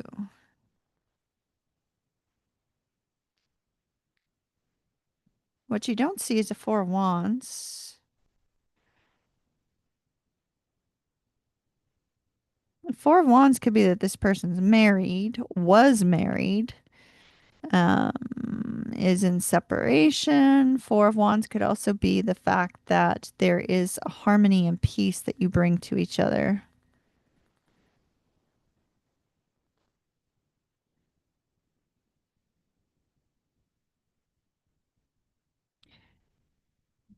The interesting part is I feel like this is saying they feel like home to you or you will feel like home to them. Hope is that they are the potential long-term partner that you seek. And interestingly, you've got the Nine of Cups as your outcome. So this is yes. Like if you had a yes, no, this is a yes for sure. The Nine of Cups and the outcome is, emotional fulfillment, a sense of emotional contentment with this person. And it's interesting because I'm getting the cards that are showing up here are if you want long-term happiness with this person, you're going to have to be very patient with them. Very patient with them. The Emperor is somebody, the Emperor is scorpionic energy because of Mars. It's also Aries energy. So the Emperor is um it's like you're gonna have to wait for the Emperor to get his new groove. You're gonna have to wait for the Emperor to get past the difficulties that we saw. And then it's interesting, the Hierophant here is indicating the potential for long-term commitment. My only concern would be the Four of Wands. Is he married, getting a divorce, or are the two of you twin flames? Is this an energy that's going to kind of come in and out? Or is this a happy energy? I like the fact that the Nine of Cups is showing up as your outcome. So whatever your question was, Nine of Cups is positive. That's good. I also like the fact that you have not one, but three major arcanas talking about this Nine of Cups. So there is the strong potential that this Scorpio is going to bring transformation into your world that is going to bring happiness and a sense of contentment. So that looks really, really positive. So I'm liking what I saw there. I'm liking that. That looks good.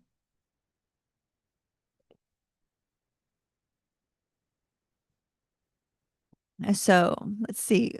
Celia's got a second one. We've got one before that one, Celia. So don't go anywhere if you're out there. Okay, my dear? Love and light to you. Stay tuned for your next reading. We've got Jessica up next. Jessica, how are your babies doing? How are you?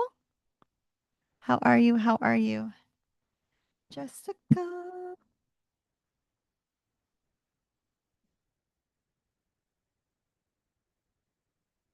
All right, Tank. My son Tank is at the helm here, guiding us.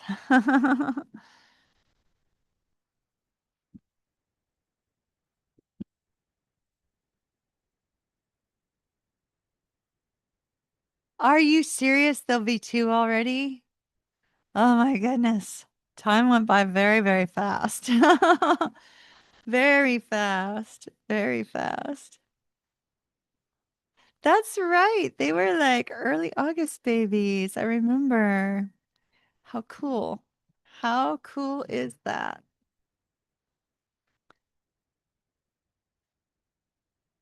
Tank, wake up. Earth to Tank.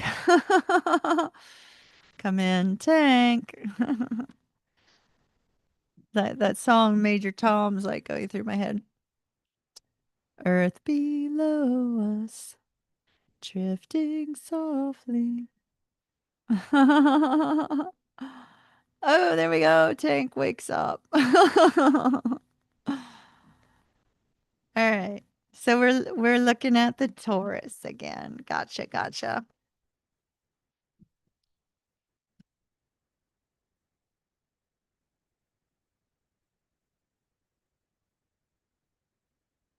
So, you know that Major Tom song was going on in my head, but the album art for the song Geronimo was showing. Do you know the song Geronimo? This might be important for somebody. Um, Let me pull it up. Hold on. Hold on. Hold on, my darlings. This may be important. Do do do. It's in my Twin Flame playlist. Let me go get it.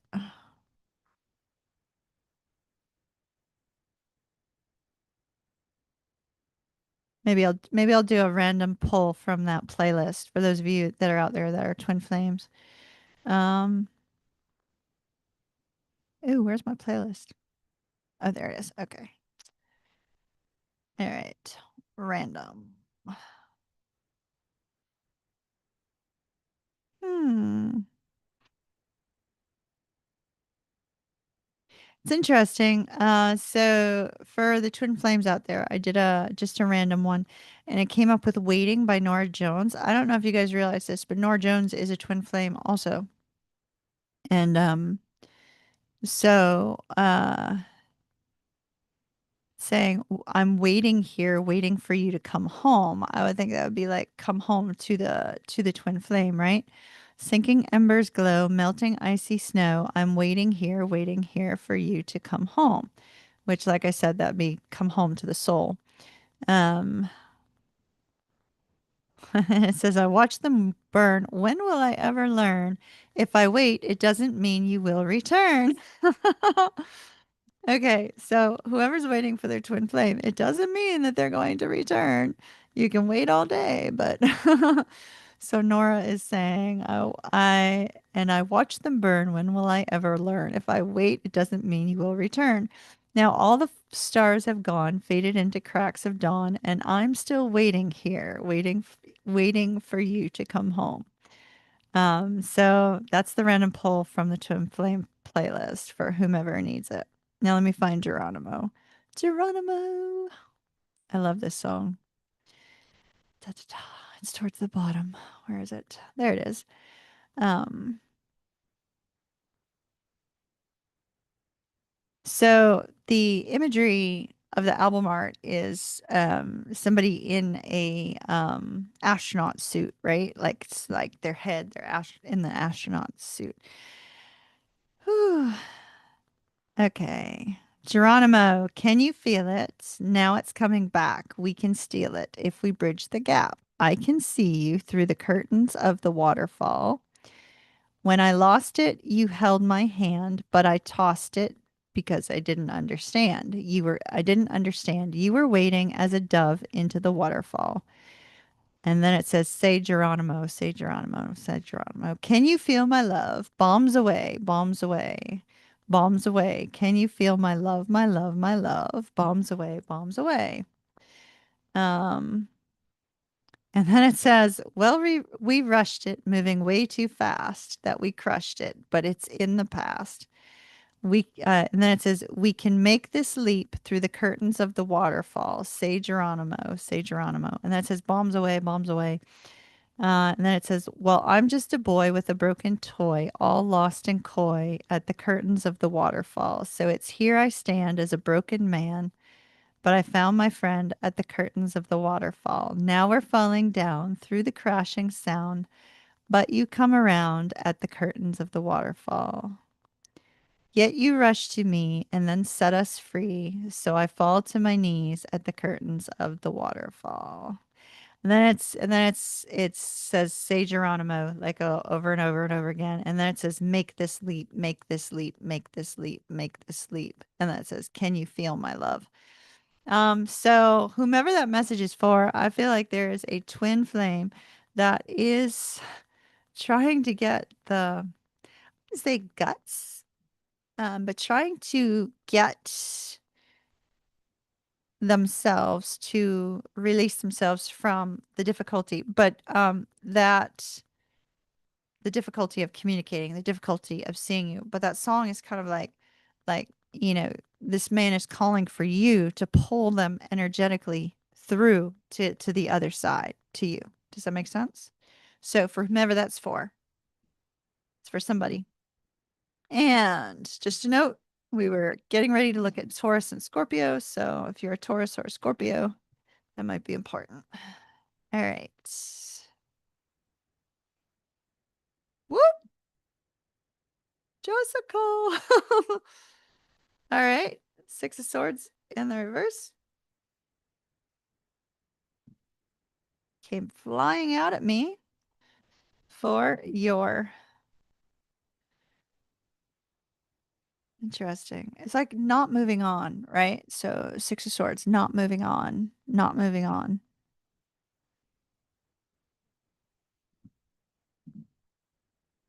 Not moving on from what?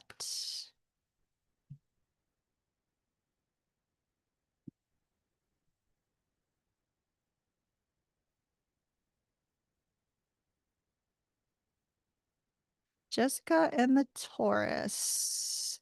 Jessica, there's a strong focus on your third eye. You may want to tap it a little bit before you go into meditation. Kind of like I feel like you kind of need to wake it up.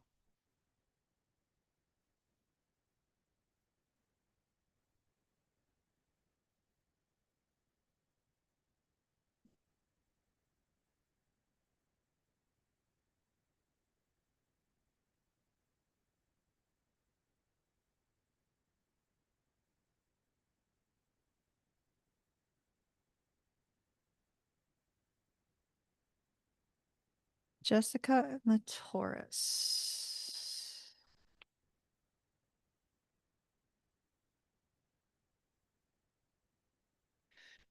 Why do I feel it? I feel your Leo's. Okay, remember your old Leo? I feel your old Leo's energy bleeding through. Why? Is that these spirit?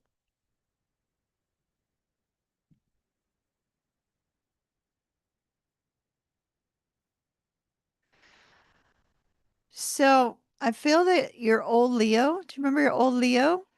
Yeah, really. Seriously.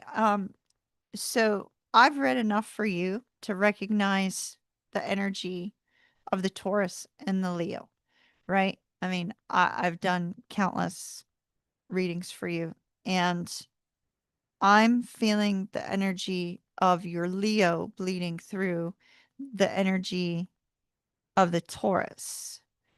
And so I feel very strongly that it's possible that with the Mercury retrograde energy that you're heavily on this person's mind. Does that make any sense? I know you're done with him and I know it's been years, but he's thinking about you. And there's this the heartbreak card came out And I was wondering why it didn't feel like it went with your Taurus, even though it landed on specific cards for the Taurus. But energetically, it was not feeling like your Taurus's energy.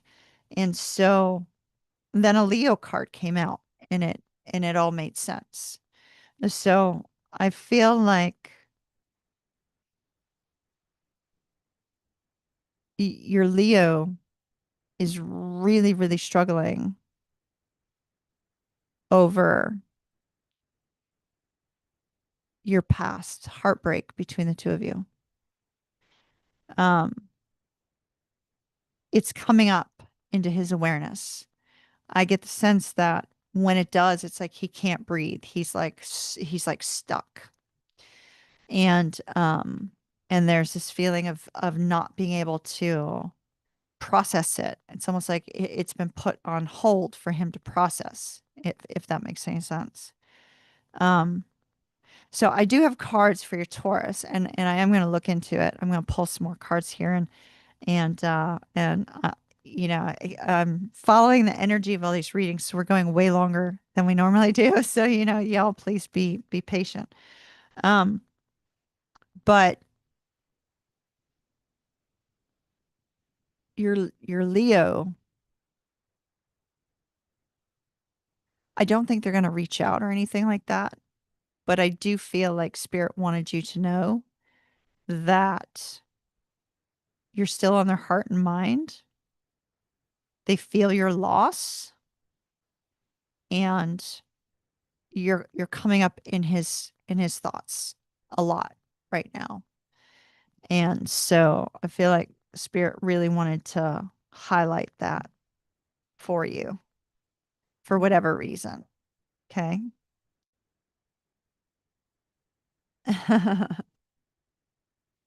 Yeah. So you say he's a chicken, but it's like literally like I can feel that crushing sense of when he thinks of you, it's like he almost can't breathe.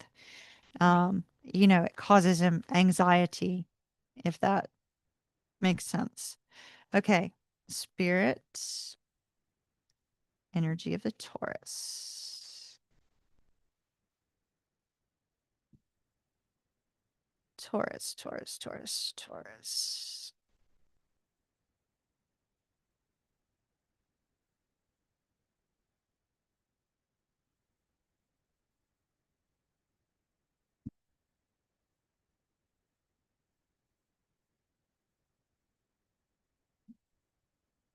Okay. Anything else about the Taurus, please?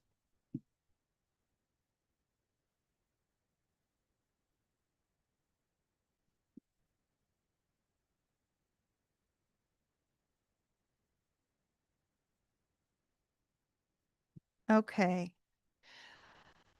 So it's interesting because, you know, your Taurus has kind of a mixed bag of energy. And your Taurus's energy is really intense, but then at the same time, it's also not. Um, and by that, I mean the Taurus, although you and the Taurus, you know, you have a connection through the babies, through the babies, through the babies. And he's not moving on from you guys. So if you're worried about him kind of like disappearing and, you know, never being around and involved in the girl's life, if that makes sense, um, he's not going anywhere. So he's not leaving, right? Here's what I like about you and this Taurus. Now, I don't see this happening immediately. So let me just note that. I don't see it happening immediately. However, you and this Taurus are actually a very good match. I mean, look at this.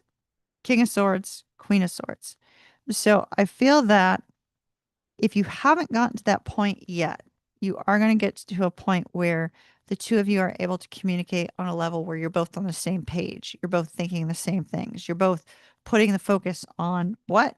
The kids, right? The babies here. And but notice the Eight of Swords. The Eight of Swords is a lot of fears and worries of their own making. So they do have fears and worries, and they don't know what to do here with the Two of Swords, right? And there's this energy here of it's almost like the Taurus has this energy of wanting the semblance of freedom, wanting to feel that sense of being free and being carefree, basically. But yet they're extremely, extremely loyal to these babies. And I really like that because seeing the King and Queen of Swords for the two of you really shows that the two of you are going to be getting along over the long haul. Like the Six of Swords showing up in the reverse, they're not going anywhere. They're not. Um, he's totally wanting to be involved in some way, and so this is good because this is a much better energy than we had from him, a little while ago. Although we did see this energy of loyalty, right? But we also saw this kind of, haphazardly energy. Now we still see internal struggle with the Five of Wands. So we still see that with this Taurus. Yeah, that's okay. It's okay because everything else looks good. And interesting. So we have here the Two of Coins, the Ace of Swords, and the Magician. The Magician fell on these two cards. And so when I see these two cards, Jessica, together, it's always like the coin purse is missing on this Two of Coins. If you see it, the coin purse is missing on the Two of Coins. And so I feel like this is kind of like okay, how do I bring in more money? How do I make sure that financially, they're set? How do I take care of that? And there seems to be this strong focus here. This provider energy is what I'm feeling with the magician here. It's like, how can I make it happen to be like the ultimate provider to take good care of everybody? Right. So there's a strong sense of loyalty that we get from this Taurus, which is great. Financially speaking, as well, responsible, if that makes sense. And so his energy on the mind space, right, is really, really, really good because he's focused on how he can do more for all of you. Does that make sense? So I like this energy with him. And here's an interesting thing. I think something is going to shift between you and this Taurus in the near future.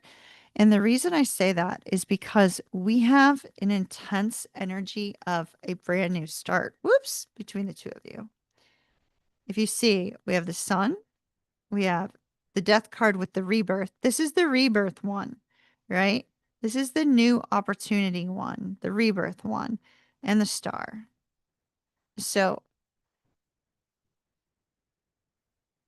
I kind of feel like there's a potential, that you and this Taurus could have sort of like a new romantic uprising at some point in the future, if you so choose. Um, ah, there you go. There you go, Jessica. That's what I'm seeing. Um, but it looks positive because the sun is happiness. The death and burial rebirth card is a fresh new start. The old dropping off and new starting up again. And the star is also healing. It's healing, it's wishes, it's happiness. So I'm really liking the energy that I'm seeing between you and the Taurus right now. The only struggle that you have is his focus on finances and being worried about how to be a provider. And that seems to be, his overall mental energy right now, but his physical energy towards you is good. His energy towards the babies is good and things of that nature. So I don't see commitment yet, but I see emotional connection, strong emotional connection, and a possibility for a brand new beginning between the two of you. So I like it. I like it. Y'all went from really, really difficult to really, really good. I like it. I like it.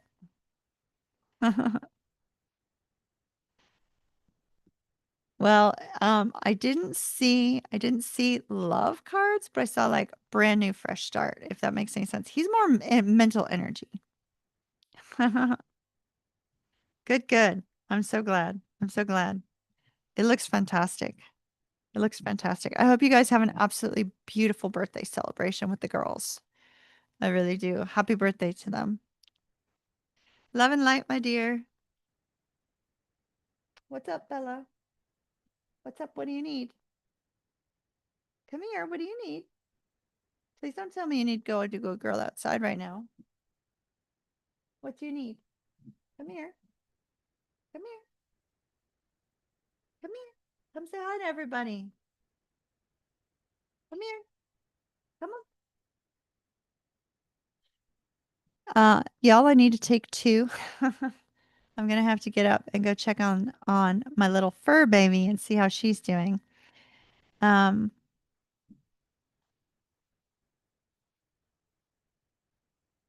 okay, cool. Love on the horizon with Leslie when I come back. Tank, what's our list after that? Leslie number two. Leslie, our second Leslie. Love on the horizon. Little Bella is whining at me, so I'm not sure if she needs me to tuck her in or what she needs. So I will be right back, y'all. I will not be long. I promise. Won't be long. All right, baby. What's going on? What do you need? What do you need? Do you need to go girl outside? You want to play with your toys? Do you need to go outside? They say no. You want your toys? Want your toys? Why don't we take your toys and let's put them over here in the bed, your mom, okay?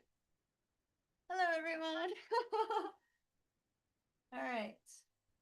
Me and my little dress. Come on, your toys are over here. Come on.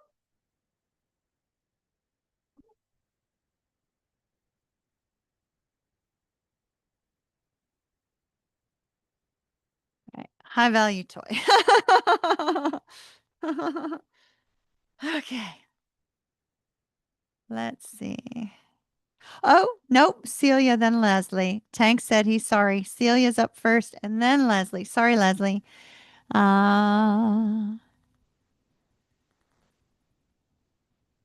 okay, gotcha. Job stuff. Okay, Celia, you still there? Celia, you still there? Job, job. Oh, this one. Okay, this one.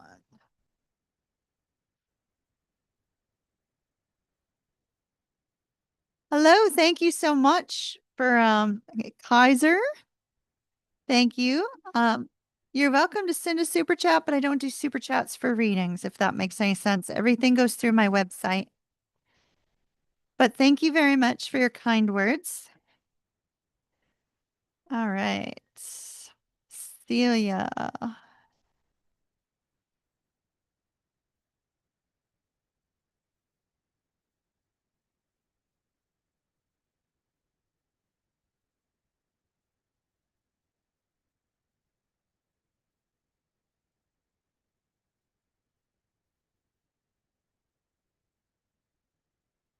Mm.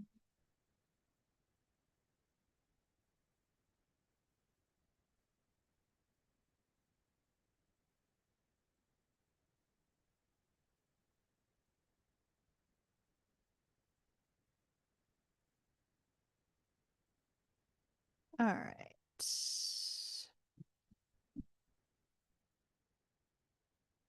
Okay, the cards they gave me are definitely showing your toxic energy, so I know it's time to split the deck. Not your toxic energy, Celia, the toxic energy of your work. Let's clarify that. You're not toxic, but your work.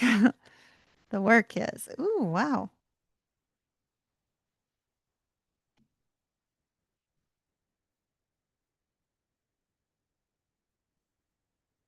Okay.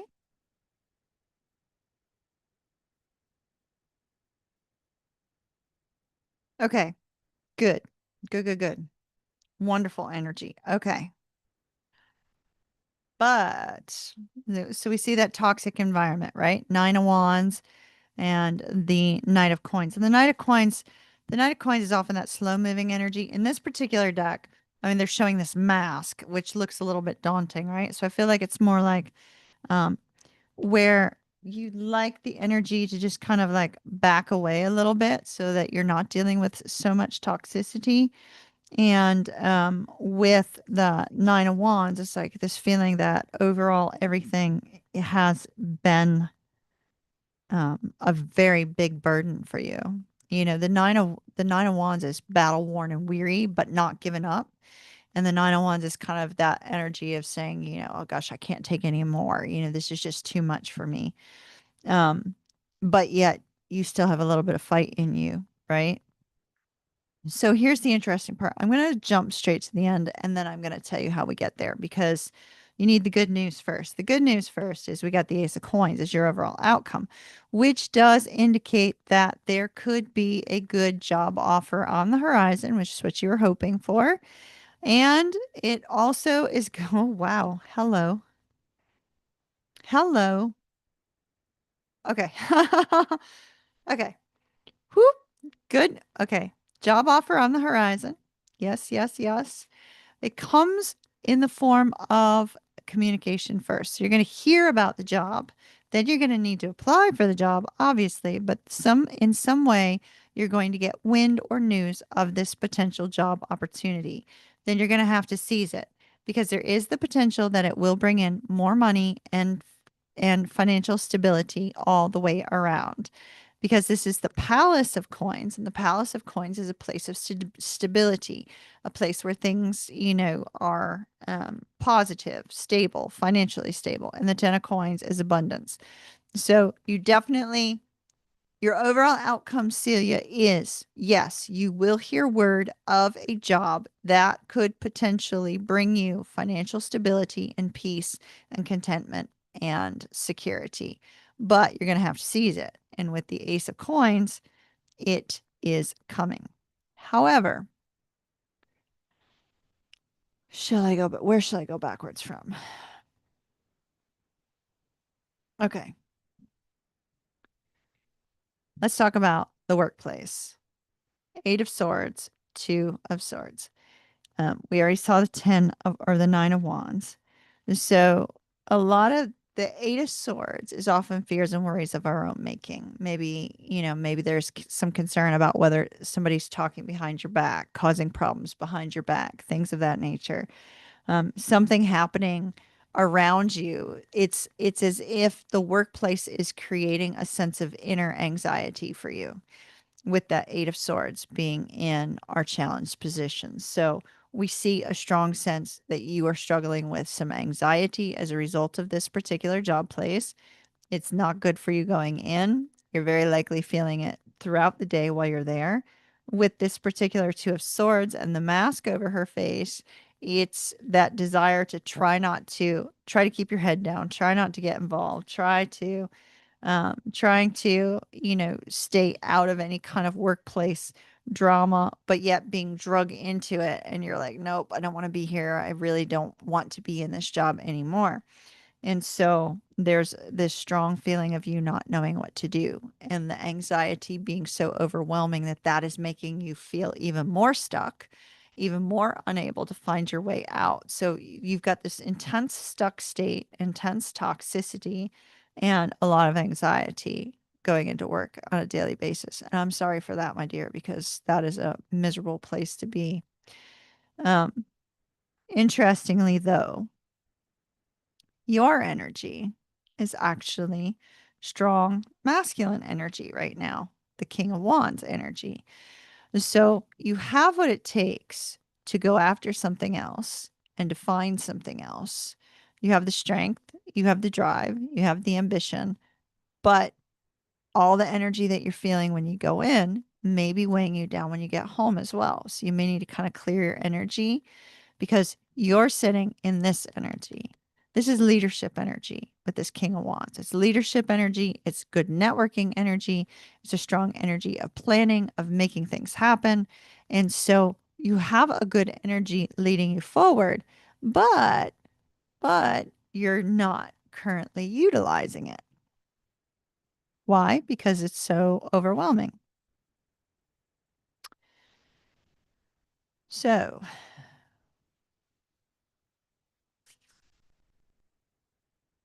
right now, what Spirit is showing us is that you're going to need to find your inner confidence because you have it with the King of Wands, but you don't harness it. We have the Queen of Wands here, and this is also your energy. So there's a need for you to recognize your own worth with regards to your career, recognize what you bring to the table with regards to your career, recognize that you are a catch for another company with this energy, that you have what you need in order to find something new, and that you will be seen in high regard, that you are going to be highly desired when looking for a new job.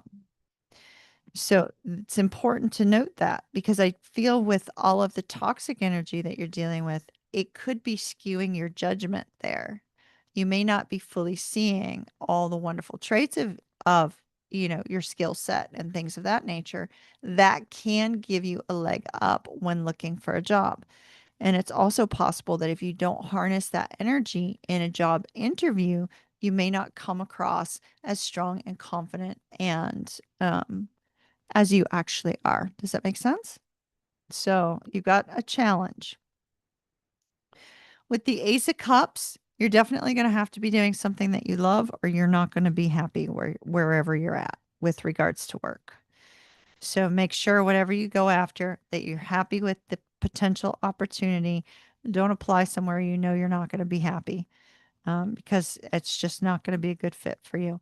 And with the Knight of Swords, here's where Spirit is giving you a massive, massive, massive piece of advice.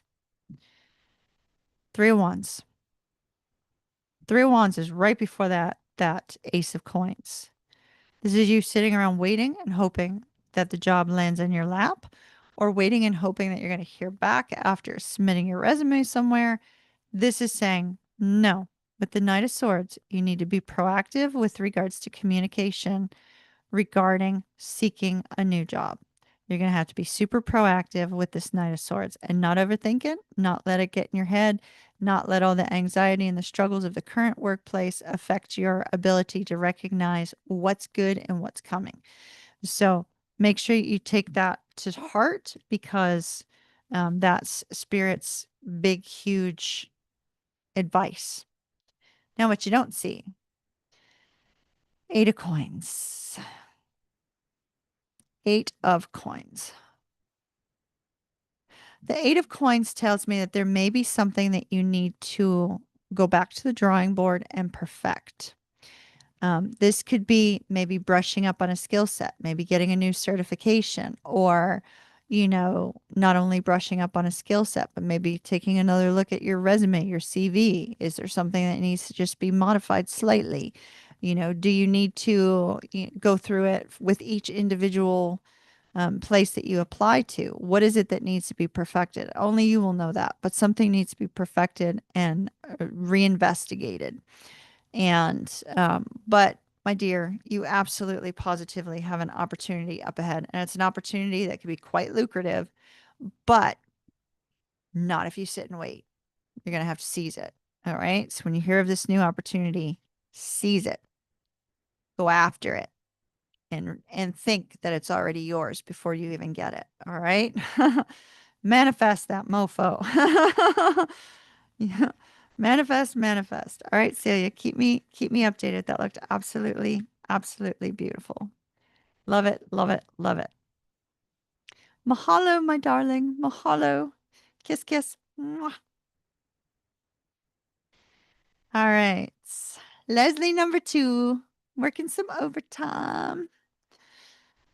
I hope your work is not as toxic as dear Celia's is. All right, let's see. Love on the horizon.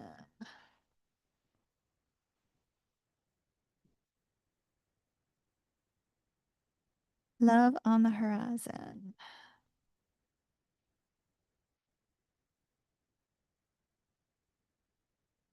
All right.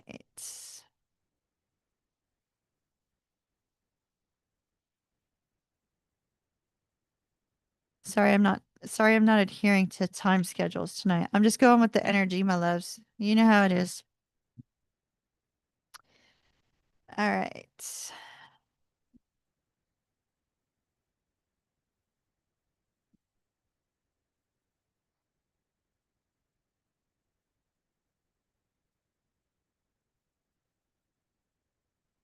Whoop, whoop. Let's see. It's 9:30. No, whoops. Hold on. There we go. 9:30.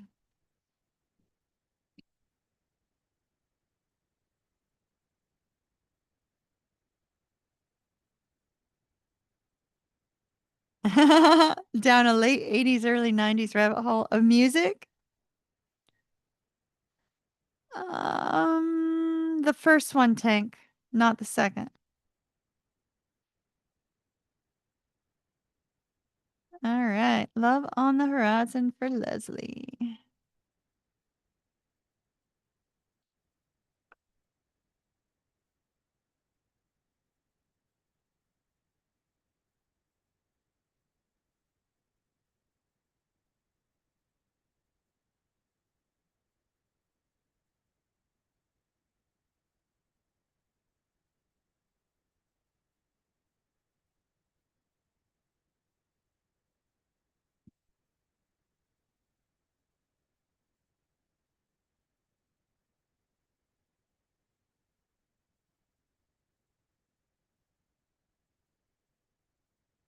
Um, you know the song is "This Little Light of Mine, I'm gonna let it shine. This little light of mine, I'm gonna let it shine."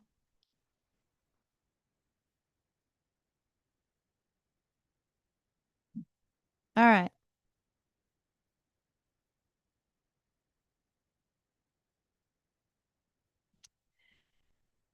So, Leslie. Leslie. So, I feel like um you need to come out of your shell a little because they're saying, I mean that song, "This Little Light of Mine, I'm gonna let it shine," is really is screaming. It's screaming. And as it was screaming, these cards came out that sort of show you coming back to life again. So we start out with the Four of Swords and the Five of Swords. Five of Swords upright, Four of Swords in reverse.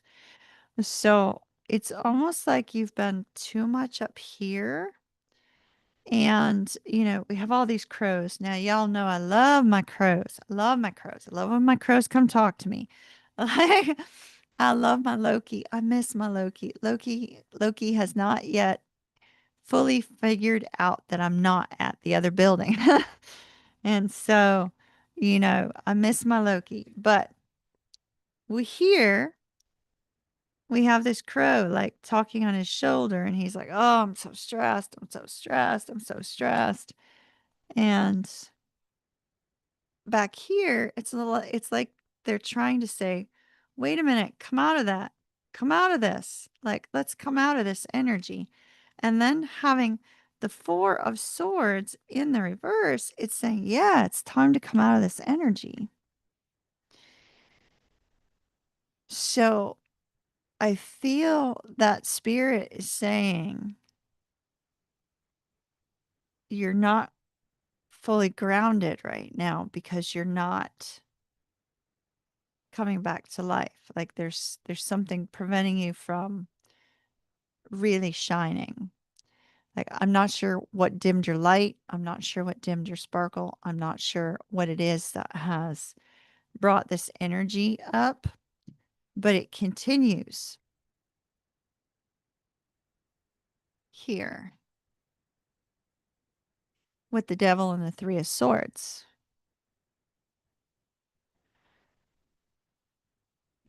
And they keep talking about you finding your sparkle, finding your light again. And so even if you feel like you have. I don't think you have. Um, because there's this really intense energy of you holding yourself back. And I'm not sure if it's you holding yourself back from socializing, you holding yourself back from kind of putting yourself out there, or if somebody came along that may have triggered heartbreak, or if there's just some aspect of your life right now that doesn't feel like it's going right and you've lost yourself somewhere along the way. It could be heartbreak from a past individual has also kind of left you in the space of, um, you know, where's our Leslie, if that makes any sense. But here's what I find to be beautiful. Okay. You have to come out of your shell. You just have to. Like, don't change your hair. Okay, so just a note, we're in Mercury retrograde. Do not change your hairstyle. Do not cut your hair short. Do not change your hair color. Everybody, do not do that. You don't want to do anything of that nature, nothing drastic to come out of your shell because you'll regret it when Mercury goes direct.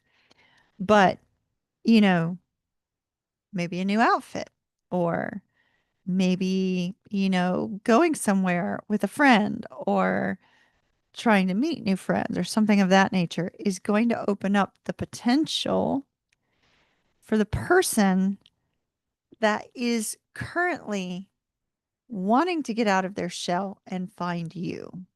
Does that make any sense? Because here's your person. Here's that love on the horizon. And they're focused on spiritual work right now. They're focused on healing. They're focused on, finding their own spiritual center, their own emotional center right now. But it's I feel like they're being prepared for you, like you're being prepared for them. um so I was just laughing at Keisha's comment. She said, "Well, thank God I'm not doing my hair until late August." You might, yeah, definitely make it late August, okay? Um, so this person is also waking up, if that makes sense. They're waking up. And it's almost like both you and this person have kind of been asleep, spiritually speaking, um, emotionally speaking, because you've both been through something that has sort of taken the excitement away or taken the the sparkle away, the light away, right? And so the next cards out are where they said, "This little light of mine, I'm going to let it shine." So I feel you are going to break free from that. You are going to be able to Why did that card look like you? This card looks like you, Michael? Really? That's pretty cool. Hold on. Let me put it up close to the YouTube one. Is that you? So, so, um, with the with the next three cards is when they were like, saying you're kind of going to come to life, Leslie. And that's when everything starts changing. The energy starts rolling. So, we see here, we see the crows in a whole new light now. See, look at them there. Here, they're like on your shoulder, like, come on, let's get going, let's get going. And here, they're like, oh, okay, it's time. She's doing good. She doesn't need us talking in her ear anymore. She doesn't need us directing her anymore because she's releasing the difficulties. She's releasing the struggle. And here we see the light shining, right? This card reminds me of a lighthouse lighting the way for you, Leslie. Like totally lighting the way for you. You don't have the white hair yet, but that looks like you. That's pretty cool. Michael, meet Leslie. So see the how the light is shining through. It's like this is the lighthouse. The lighthouse giving the direction, the lighthouse pointing you forward. So when we have the Ace of Swords, it's the epiphany, the great idea, the new communication, the, something that comes to light, the awakening, shall we say, in this particular case.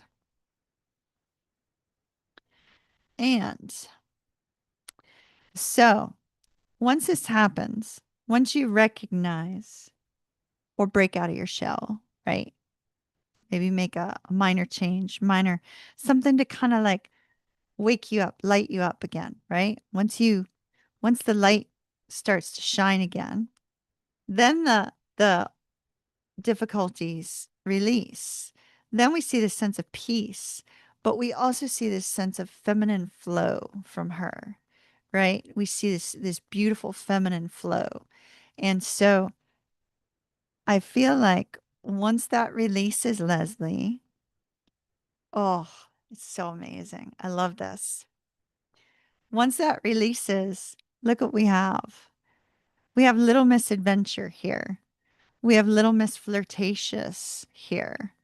We have Little Miss, want to explore life and enjoy life and, all the goodness that's in it. We see your little light shines again, right?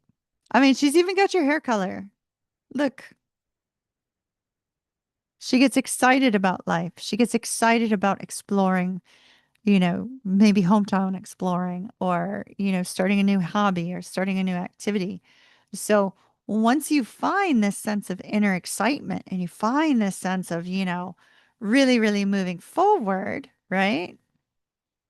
That your Reiki master attunement may actually help open this up for you, my dear, because the light will shine forth. That's really, really good news, actually. I like to hear that. So once that happens, everything changes. So we see the moon in reverse and the high priestess in reverse. That which was kept a secret comes to light. And what comes to light? The rebirth, your rebirth, and the portal of opportunity for this gentleman to step into your world. Because he's already being led there. But, but the light has to shine first because it'll be the light that calls him forth. So the love that's on the horizon is only going to come forward once your vibration raises, very likely from that Reiki Master attunement tomorrow. And once that light shines forth, then that vibration will call this person who's already being prepared for your world and you're being prepared for his. Then we see this person coming forth. So Leslie, it's in your hands, my dear. And in this case, literally. Literally, if you're getting an attunement tomorrow, it is literally, my darling, literally in your hands. So, it looks good. I like it. And just exactly what the other Leslie said. Congrats. I am also a UC Reiki master. So love it, love it, love it, love it, love it, love, love, love it. Oh, and by the way, here's the person coming forward once your light shines. Oh, not only that, here's the new opportunity. Not kidding. All right, that looks good. Looks fantastic, actually. Love it.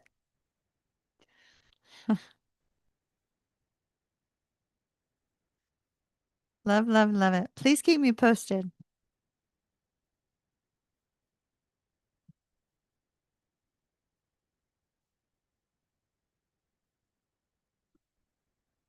Oh, our spirit guide Brad has been pretty active tonight.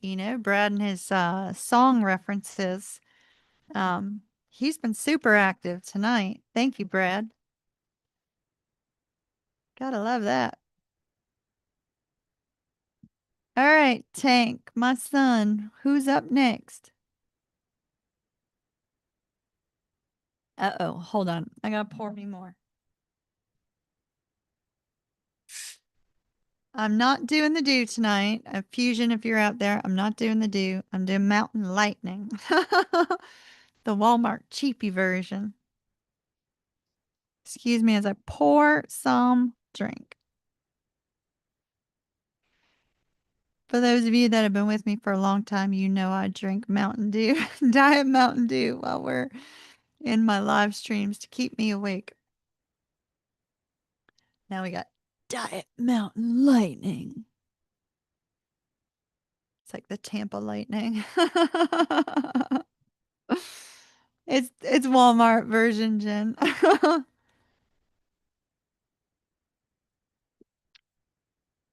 All right. Still Leslie. Same Leslie? Oh, what's coming in the career? Okay, gotcha. Same Leslie. Same Leslie. Your career is not toxic, I hope.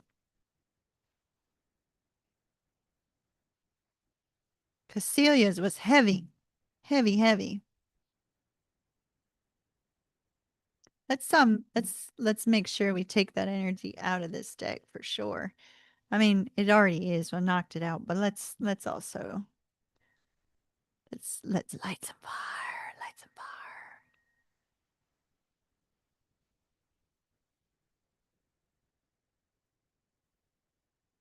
This girl's playing with fire. Come on, light for me. Light for me. There we go. There we go. Love that smell. Mm. Mm-mm-mm. Palo Santo.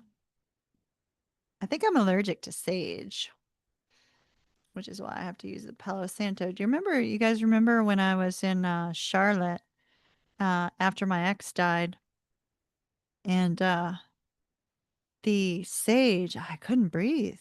So bad.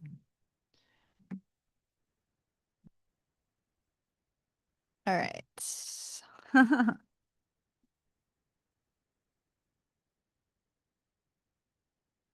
Your boys love all things Mountain Dew. I know, I do too. Mountain Dew is amazing.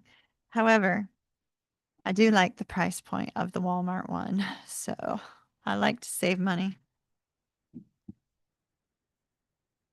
All right. They say the sage smells bad to them. Try the Palo Santo. It has a really, really lovely scent. It is very nice. I like it. I like it a lot.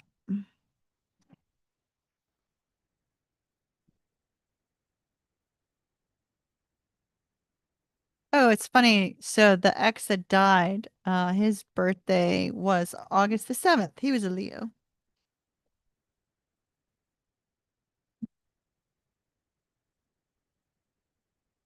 All right. Career for Leslie, please.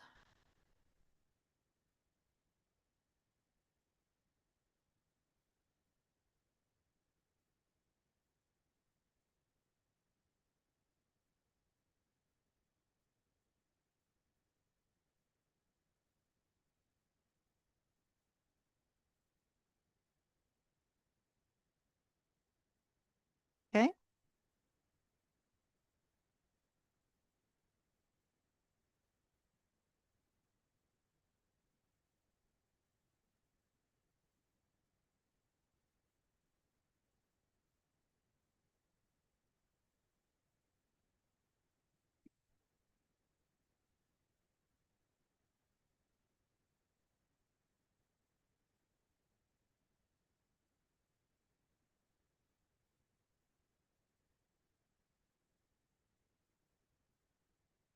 Ah, so we have the overall energy we have for you is patience. Patience, my darling. Patience, patience, patience. I hate the word patience. In fact, I'm just not a fan of the temperance card because usually a temperance card involves like chaos or lots of things. Well, you said you're very busy, so it could be lots of things going on, right? So when we get that temperance card, it's often, trying to sort of make sense of the chaos or, work through the chaos or get through the chaos or whatever. And so I'm not a fan of this card. I'm just really not. Usually means there's something going on, something intense, or you're having to wait forever for something. In this particular deck, though, I'm seeing I'm seeing a strong sense of balance. I'm not seeing that, you know, um, sense where things are out of whack. So that's interesting. Notice how both lights are at the same height. They're at the same place. They're at a point of balance. You need a lot of patience with your department and company. Well, there you go. um, but and that's what I'm saying. It's like when this card comes up, it's like there's chaos all around, and you are having to kind of like keep the peace internally and whatnot. But I see you're doing a good job of that though, um, because of the balance here, right? Like, so I see you're doing a good job of that, which is excellent. Um, Interestingly though, so the overall energy that we had for you is that of the King of Swords in the reverse and the Ten of Cups. So the Ten of Cups indicates a strong sense that you could potentially be happy where you're at, but yet with the King of Swords energy in the reverse, it's almost like you're not really too sure whom to trust or if somebody could have negative communication or have a way of communicating that's just like it grates on your soul. It's so negative. Um, with the King of Swords in the in the reverse, that's awesome. But with that King of Swords, that explains the cards that I have for you right now. But with the King of Swords in the reverse, it's like, somebody who either doesn't have integrity or doesn't speak truth, or there's a worry that, maybe there's just something that you cannot trust, right? So it's a happy energy, but can you trust it? That's the overall energy that I'm showing for you for your career, overall energy of the reading with regards to this patience and kind of keeping things together. So for you, we have a Seven of Wands. Seven of Wands. This could be you just got so much going on, like several little fires you're always having to deal with, or that you're having to correct, or that you're having to work through. And with the Seven of Wands, it's like standing your ground. Now the Seven of Wands, they're showing me the Seven of Wands. Hold on, in my deck. I don't know. I don't know why, but it may be important. I can't use my deck because I have them all separated out for the video tomorrow, or else I'd be using it tonight. Which is probably why they're showing me this right now. I love this. Love this, love this, love this. Love this. Look at her. She's standing her ground, right? So the Seven of Wands that I wanted to portray, and this may resonate with you. The Seven of Wands that I wanted to portray in this particular deck was, the post victory, right? Having won the victory, still being the one who's leading the battle, leading the charge, taking a leadership role and saying, this is where we're going, this is what we're doing, men follow me. It's kind of like I wanted her to have that kind of vibe, right? So it's like she was, leading the charge forward. And so that's what they're showing me is your energy, right? You have the potential for strong leadership abilities, right? And with the Seven of Wands, I feel like you also have the potential to have people follow you and to have people work very strongly with you. So if you're not in a leadership role now, you do have that potential for one to open up down the road. Okay. All right. So that's what I'm seeing with the Seven of Wands and why they pointed me to my deck opposed to this one. Because that's the energy that I'm seeing. Now, justice coming along indicates a strong possibility that somebody is very strongly on your side. Notice how there's like two women here. We never see two women in any of the others, but in this one, there's literally two women in justice. One wearing white and one wearing blue, um, kind of representing the scales of justice on both sides. So I feel like there's a strong possibility if you want to move into some sort of leadership role or you want to, be seen in a higher light, that you may be working with the female boss that you just spoke about. So that would be your ally. She would be your ally to open up potential opportunities for you in the future. Now, I see here with the Eight of Coins, like you are a massively hard worker. This is the energy of you that we're seeing. This energy of you being this massive hard worker, very much, somewhat of a perfectionist, kind of making sure that everything gets done right. And yes, people can rely on you. So there's this really, really great energy here with you and your work.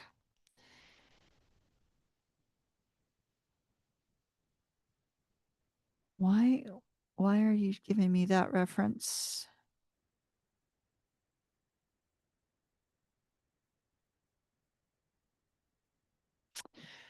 Um, narrowing in your focus. Have you ever seen the movie The Patriot? So our next card out is that of the Hermit. And with the Hermit, they're giving me an interesting reference. So I don't know if you've ever seen the movie The Patriot with Mel Gibson. Um, but when he sets his sons up in the trees to kind of make their stand against the redcoats and get their brother back, basically. Um, he tells them, what did I always tell you? And they said, aim small, miss small. So, and I'm getting massive chills with this. Aim small, miss small. With the hermit, I feel that maybe you haven't been aiming small. You haven't been you haven't been putting your focus on any one particular thing with regards to potentially moving forward, because I do feel that you do have leadership potential, okay, based on the cards and everything that they're showing me. But it's like here in the hermit tries to figure out what he wants, right? Like, I don't know what I want, maybe I'll do this, maybe I won't, maybe I'll do something else. Trying to find your path, trying to find your footing, trying to figure out like where you belong, right? But they keep saying aim small, miss small. So that would be, kind of narrowing down the focus of the direction you'd like to go in your career. And once you narrow that down, focus just on that with that thing, like focused on that one little thing. Um, aim small, miss small. If you aim small, you're going to hit the target pretty close. You'll hit the target somewhere, right? So if you can figure out what that thing is to set your focus and your intention on and your mind on to build from with regards to your career, then you're going to hit the target. Period. You'll hit the target. Because that was the whole point of aim small, miss small, right? You aim small, you're going to hit them. Period. So, um, so it's like you need to figure out what your target is. And the woman that you had your mid-year review with is also probably going to be the one that can help you to figure that out. Maybe, just talk about future trajectories and things of that nature that might, be in alignment for you. So, that being said, boy, I'm going long on this reading. I'm sorry, but the energy's still flowing. That being said, Two of Cups. This is also you working with somebody. So I really feel that um, there's a need for you to connect with somebody on the workplace to move forward because we have the Fool, and the Fool indicates that there's going to be an opportunity come up that is right for you.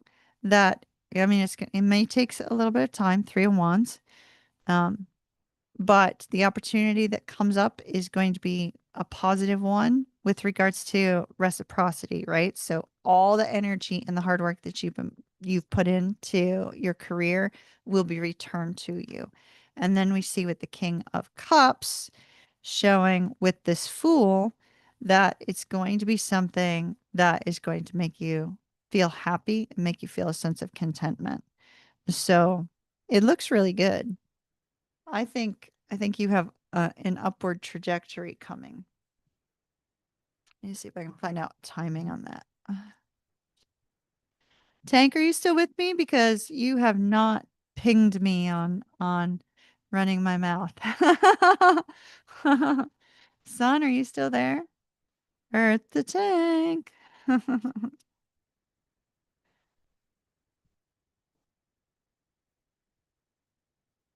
Okay, they gave me the Palace of Coins. The Palace of Coins is the time of Earth. So Palace of Coins could be during Virgo season or during Capricorn season. Virgo season is coming up soon. Capricorn season is at the end of the year. So perhaps between those two time frames is what we're looking at. So that's what I have for you, my dear. I hope that helps. I hope it made sense. I was getting massive chills and everything, so I know spirit was speaking. It's just I had to follow the flow of energy. Tank, I need you to focus. Could you talk to your friend later, my son? Yeah. And he just said, "Yep, you went long, Mom." Sorry about that, everybody, but I got to go where the energy flows.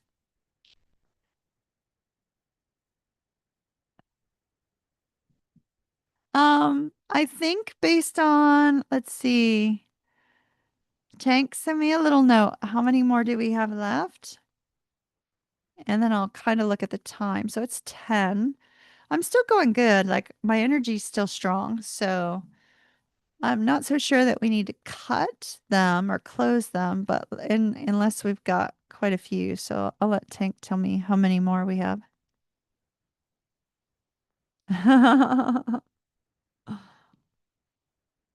So poor Tank and his cat was having a medical emergency today.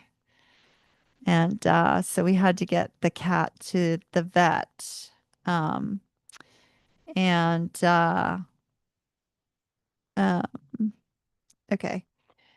So how many more do we have after that one?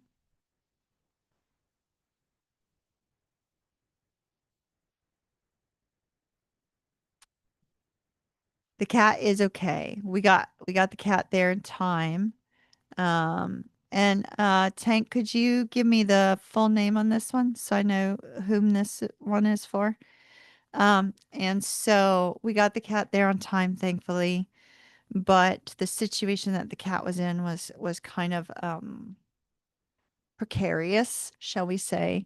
And the cat was definitely not feeling good because the cat is one who always dashes and hides, and he actually let the vet take good care of him. So I'm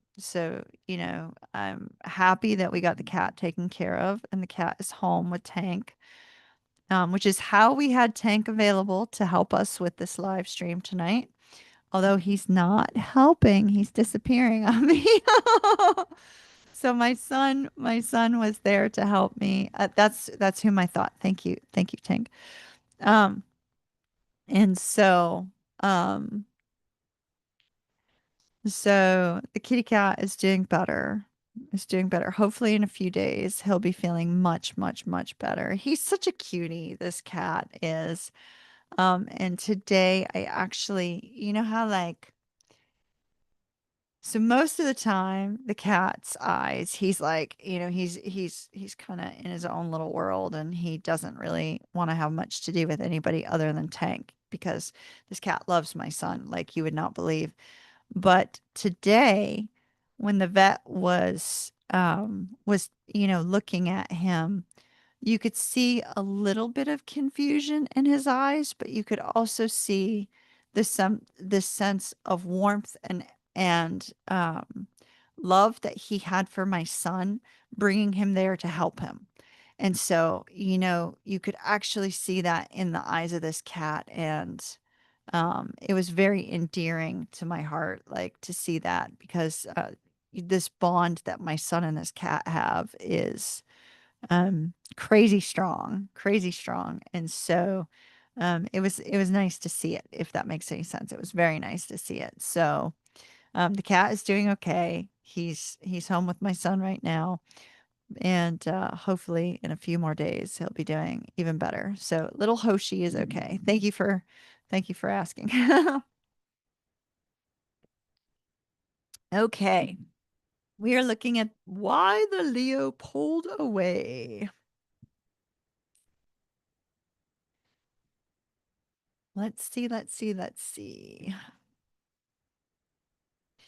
Thoughts and feelings of the Leo. And you know who this is for. All right. The Leo, the Leo, the Leo, the Leo.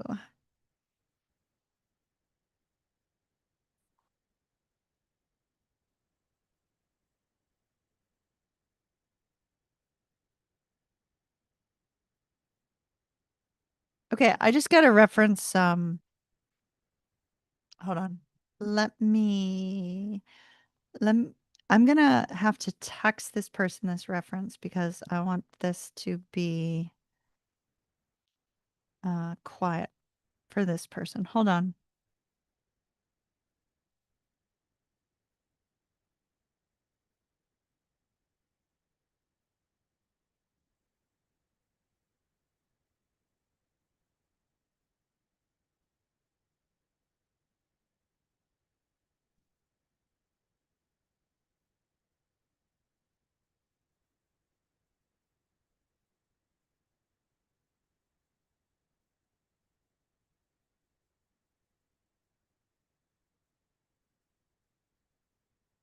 Okay.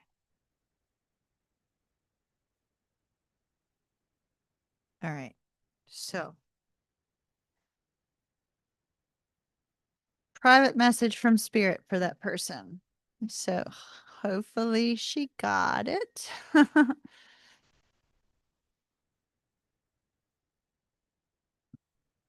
right.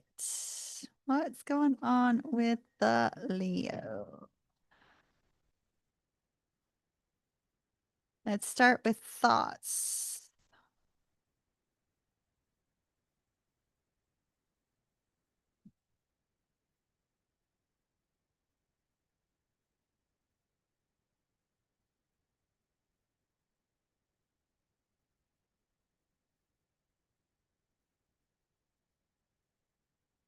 Wow. This deck's not wanting to talk. There it goes. Okay.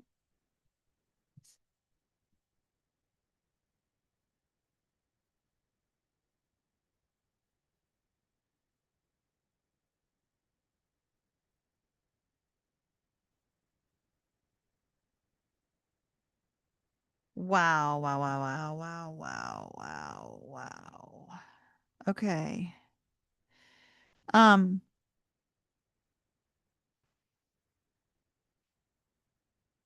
what's that reference from? Um, so as the cards were coming out, the energy that I was feeling was um, like a rapidly intense heartbeat. Does that make any sense? So my heartbeat was not fast, but that's what it was feeling like a rapidly intense heartbeat because we were asking what his thoughts are towards you. And so I was getting this rapidly intense heartbeat. And um and then the words the quickening came out. I'm not sure what that's in reference to. And so whatever that is in reference to, hopefully you'll know what that's in reference to. And if not, keep an ear out for those words. Okay? Thoughts, thoughts, thoughts, thoughts, thoughts. Oh, whoa, whoa, whoa, whoa, whoa, whoa. All right. Hello. Okay. All right. Hmm. His thoughts. Okay. The Leo. Really rapidly intense energy. Okay. So, rapidly intense energy. And the quickening is what they said. I don't know what that's from. I don't know what it's from. Maybe you do. I don't. Seven of coins and the hermit. Look at this hermit. Look at the light shining. Seven of cups, seven of coins. Two sevens. I immediately saw 77 when the second seven came out, and 77 is twin flame reunion or twin flame movement towards twin flame reunion. Does that make any sense? So hopefully that makes sense to you. Um, However, there's the seven of coins, which is I've put so much intense energy into this. I've put so much intense energy into thinking about this. Maybe I should take my shot, right? And so there's this focus on his thoughts are I've put so much energy, mental energy into this that clearly not nobody, nothing else is as bright and as connected as she is. So maybe I should take a swing at this.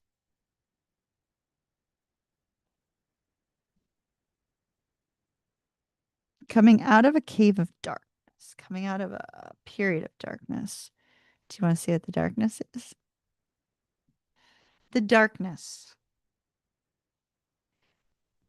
is a woman who basically has him by something other than that. So we see with the nine of swords and the queen of swords here, there is this. Oh, the quickening is from Highlander. My son just told me what the quickening was from. Highlander. That makes sense. That makes sense. Look, there can be only one. Ha! Ah, this is amazing. Okay.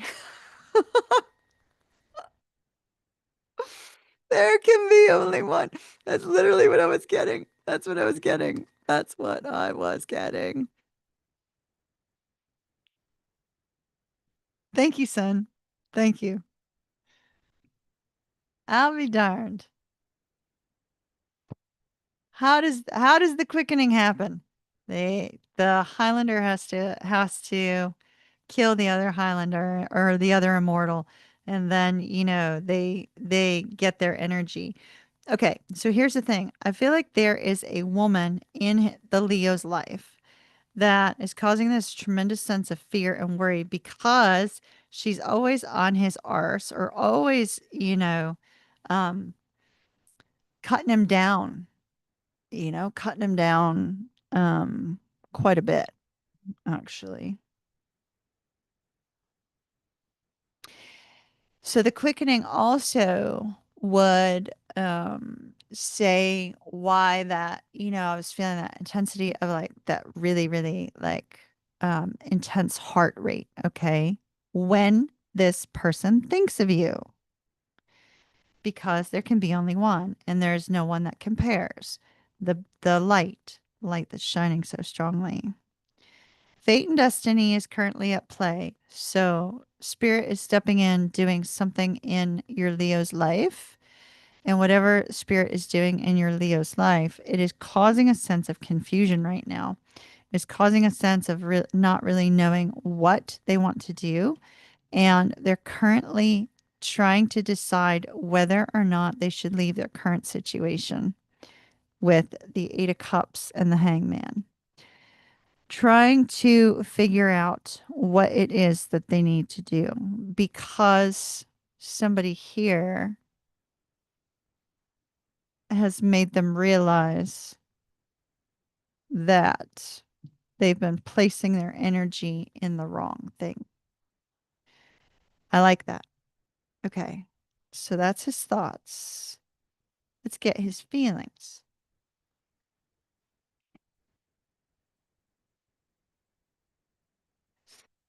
Fusion, fusion. In the Highlander universe, the quickening refers to the transfer of power and knowledge from one immortal to another when the first is beheaded, which is exactly why I was holding on to that one card and I was like, oh my gosh, oh my gosh. Memory, skills, knowledge, history are all passed on. Yep, yep.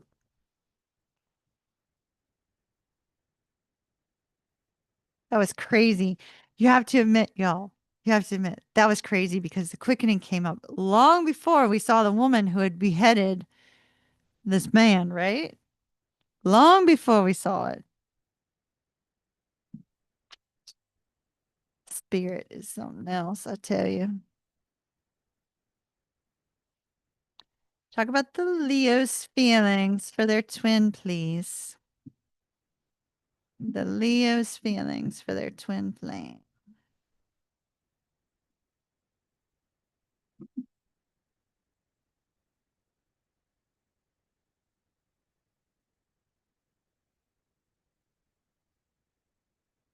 You know what they're bringing to mind is in the Highlander series, Duncan MacLeod often had these recollections of past lives. And so it's very possible that what we have happening is that the twin is starting to recognize that there's these past lives between the two of you as well.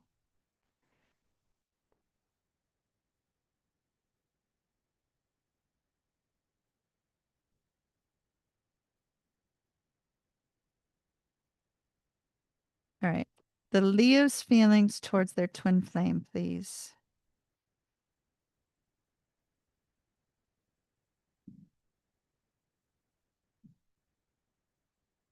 Leo's feelings towards their twin flame.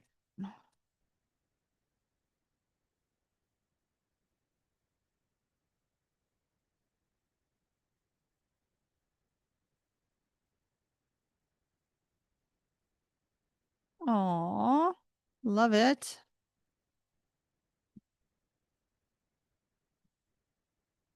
Oh, love, love, love, love, love, love. Da, da. What's that song? Da, da, da, da. Close, is it close to you? It's like a 70s song. And the birds, da, da, da, da, da. Anytime that you're near, close to you, just want to be. Something like that. Okay. First of all, feelings wise, he's going through some inner turmoil. So this Eight of Wands kind of came up and down. It flew out upright and then it flew um, reverse. And then it kind of like spun around. And so the Eight of Wands is rapid movement, right? Close to You by Karen Carpenter. Thank you, Dee. That's exactly what I was hearing. Thank you. Yep, yep. Um, that's the song they were giving me. Thank you, Dee. Great job. And so with the Eight of Wands, like constantly spinning around, constantly turning, It's this fact of wanting to move towards you, not wanting to move towards you, not knowing what to do, like a lot of confusion, a lot of inner turmoil is what I'm feeling, especially since immediately thereafter we have the Knight of Wands crossing over the Ten of Wands. And so it's the Knight of Wands in the reverse. So that tells me that he's having some naughty, naughty thoughts about you, and that seems to be kind of burdening him. Now, interestingly, there's this urge or desire to get out of what they are currently in.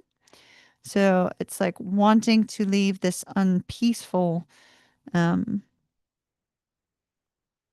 relationship that they're in, or maybe hoping you will, but it would need to be mutual if that were the case. Interestingly, though, I feel like um, this particular Ten of Pentacles coming up in, at the present moment with the Hierophant, it's it's also this sense of feeling like there's a sense of unhappiness in his current situation. So that leads him to feeling this way about you. I love this.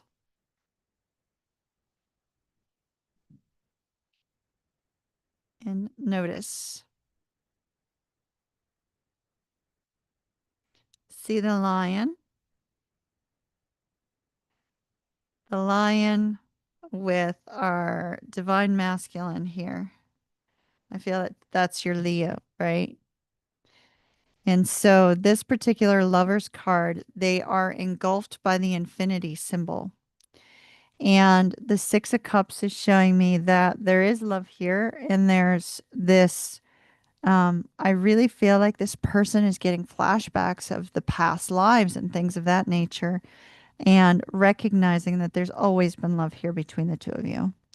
This person may be very spiritual, but may not express it, and maybe having dreams of past lives between the two of you as well. I feel like spirit is kind of like pricking their heart, saying, hey, don't forget about your twin flame, and recognizing that there is this twin flame connection between the two of you. So there is love here, but it feels like it's past life love that is coming to the surface for this person, and they're starting to recognize that. Thus the Highlander references, right? Thus the Highlander references.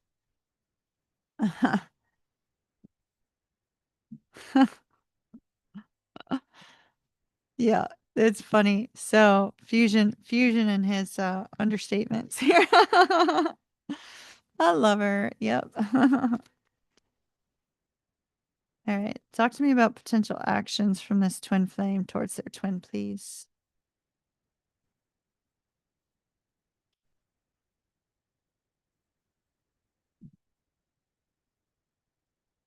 Just to oh, okay.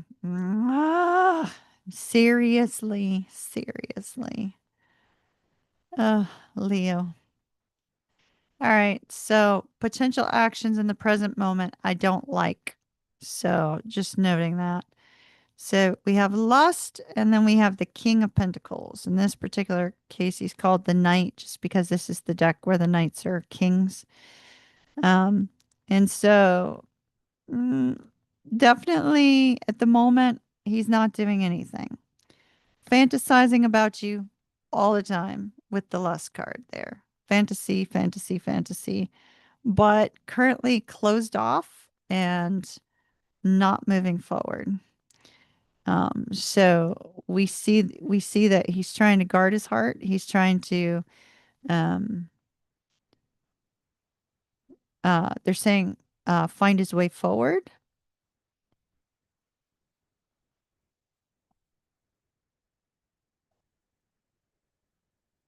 He might be doing past life regressions actually. Um from what they're showing me. Like he may actually be, doing past life regression with someone, or meditations of past life regressions. And I feel like in every single one of them, he finds you in them.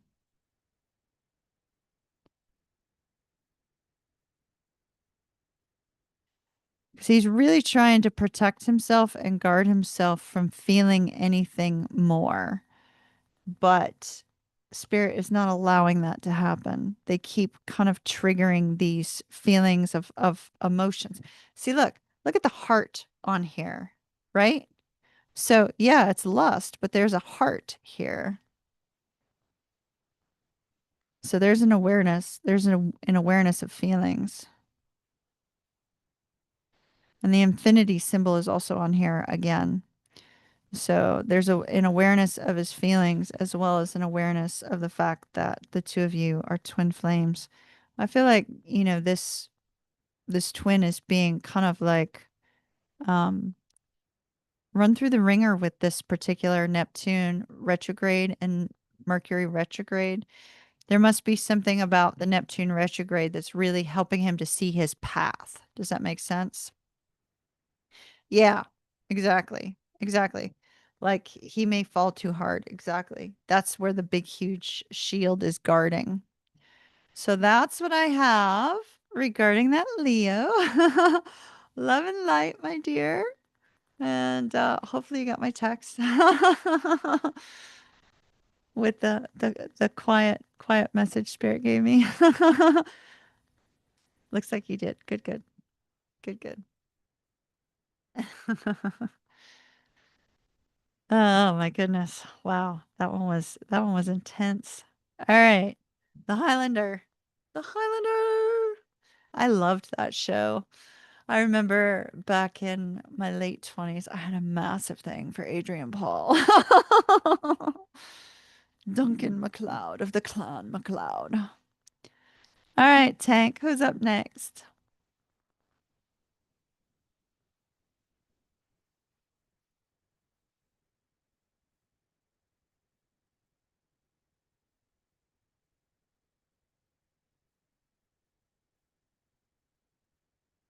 It's funny, he put a cat as the background for our chat.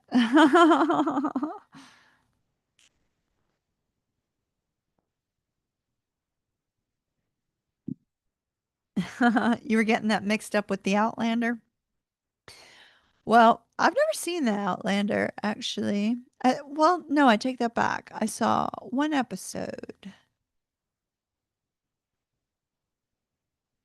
One episode.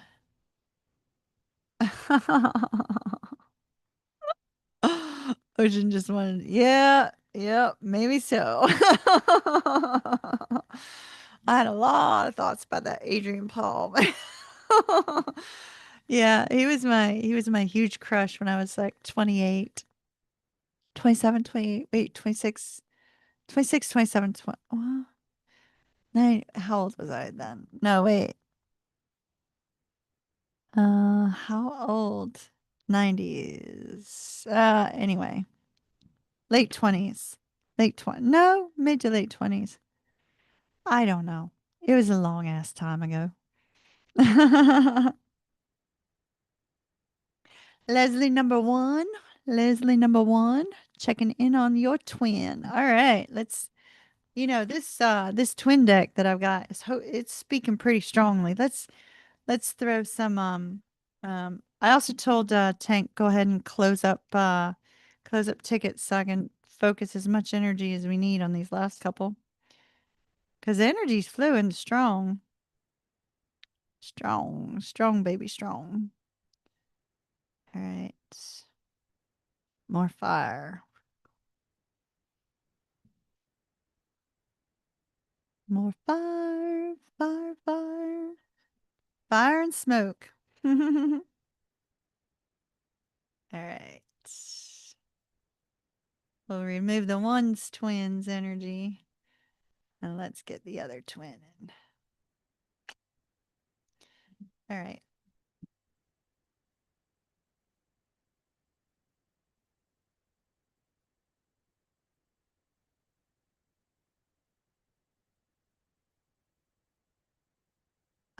Son, did you hear me say to go ahead and close tickets?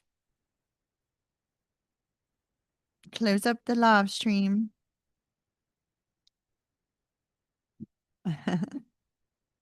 The energy is good tonight, Fusion, but it's this place. It's this home. My home has got a really, really, really good energy to it. Um, I can't explain it. It's different. Um, yes, son.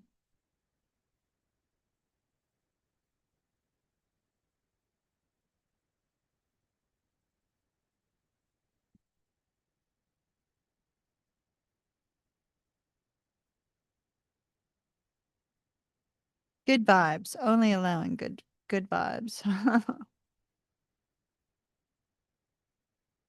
I've gotten kind of funny about my home. It's like good vibes in only. That's it. And take your shoes off. Take your shoes off. Don't bring in anything from the outside. Like if you're coming into my place, your shoes are coming off, so you better have some cute socks or be okay with being barefoot. And and only bring good energy. All right. Leslie. Leslie's twin. Thoughts and feelings, please. Energy check in. Huh? Okay.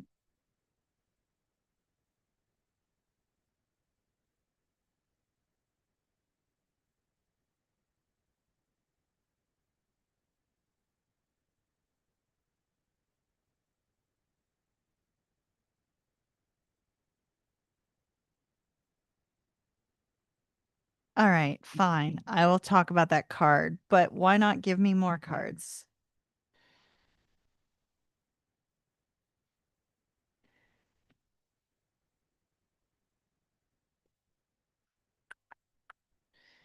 What is it you want me to see on this card?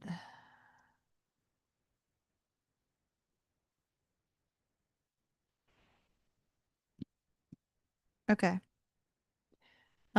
You got our twin flame lovers right out of the gate. Look at that. Love it. Love it. Love it. So the parts that they're focusing are the hand over the heart, right over here, and this, which to me looks medical in nature. Um,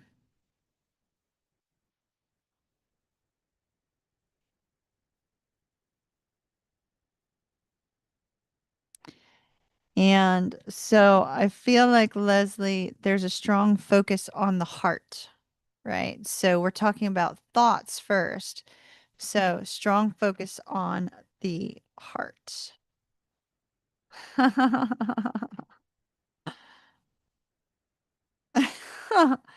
Fusion, that's hilarious.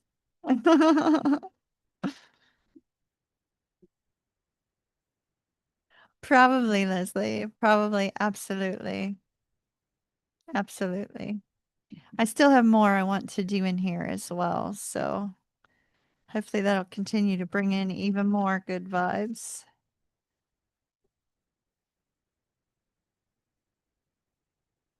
The twin is focusing on what they are feeling. Feeling.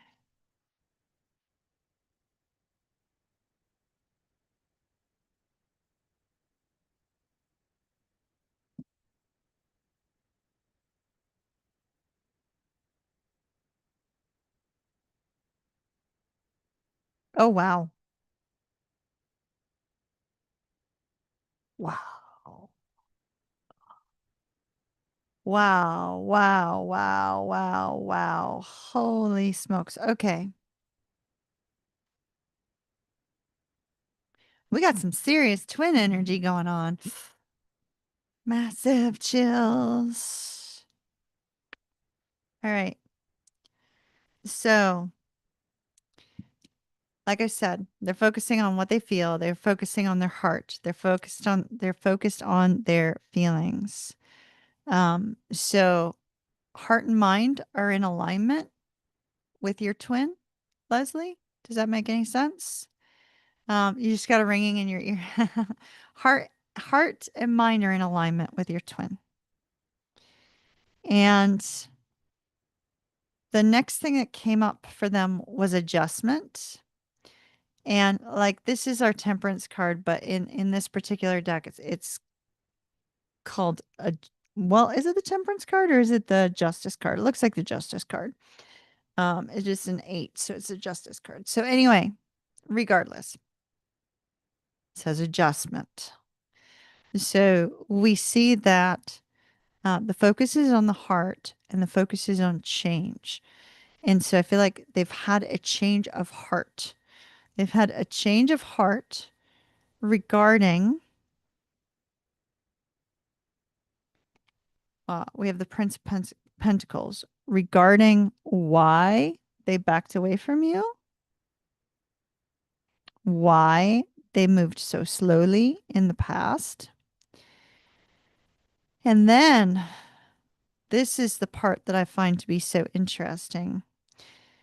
I feel this is you, the Princess of Cups, and this is them with the King of Cups, but it's listed as the Knight of Cups in this deck, right?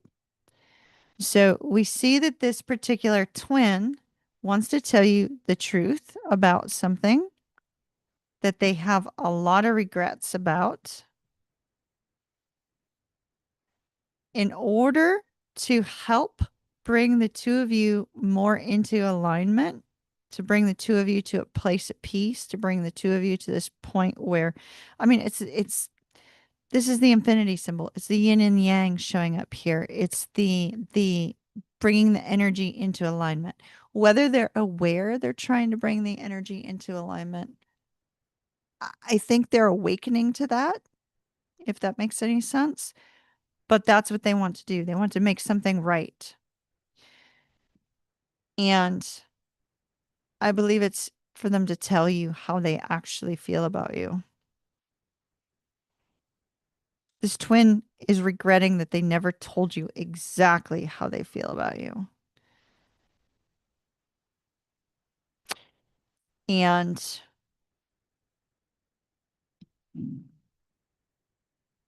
it's because their heart is still yearning for you.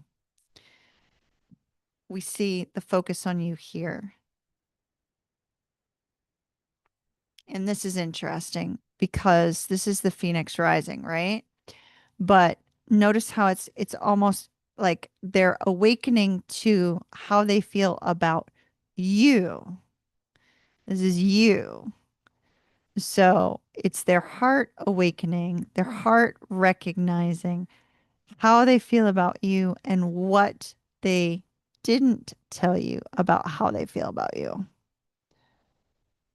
So I find this to be very, very fascinating, but it's almost like if you notice, it's like the stars are showing up almost like a constellation on there. Maybe they're recognizing they're a star seed, or maybe they're recognizing that they're a twin flame, or recognizing something different about this, if that makes any sense.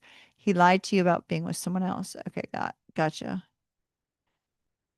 And he didn't tell you he loved you back when you told him that you loved him. He broke your heart and let you walk away. Yeah, that's exactly what we're seeing. It's like he really wants to tell you exactly how he felt about you. And that's that he loved you. The King of Cups. Well, listed as a knight in here, but remember the knight is always courting the queen. So, um, and so he's being led entirely by his heart right now because his heart and his mind are in alignment. So we know how he's feeling based on those cards. So let's see. Let's see if we can find out what he wants to do and what he might do.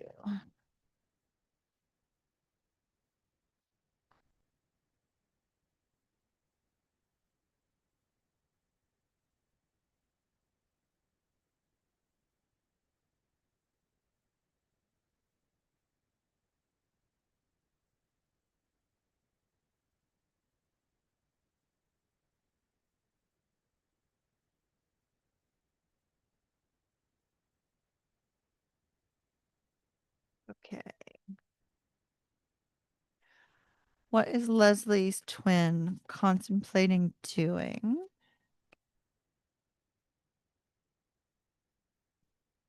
Huh. I feel like this is like telling you exactly how they feel, pouring their heart out. Um, ooh, something this so the Queen of Wands is very, very powerful, right? But it's also there also could be this lust element there. That they find you like super sexy, super attractive. Oh, but they're stressed. They're so stressed about actually doing that, right?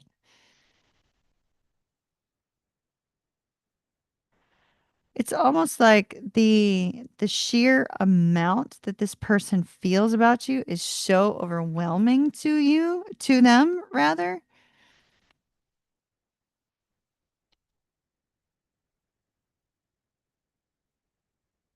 Hmm.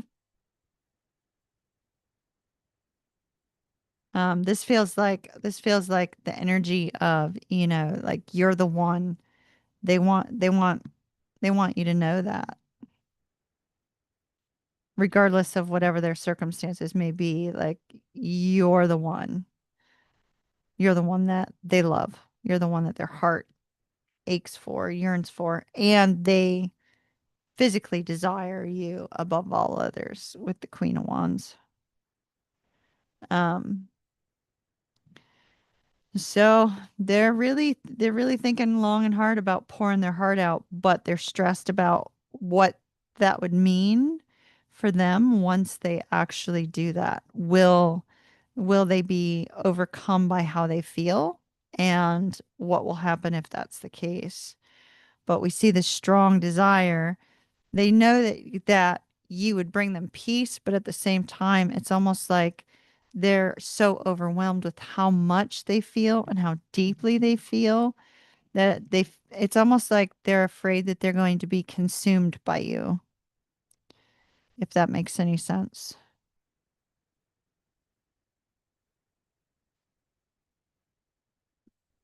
Wow. Okay. Any last words for Leslie?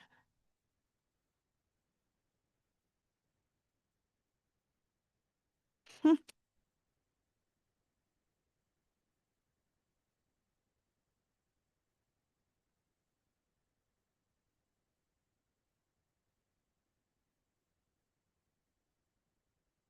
right. It's in spirit's hands. Um Their movement forward is entirely being divinely guided, and the 10 of cups. Yeah, welcome to being a twin flame, right?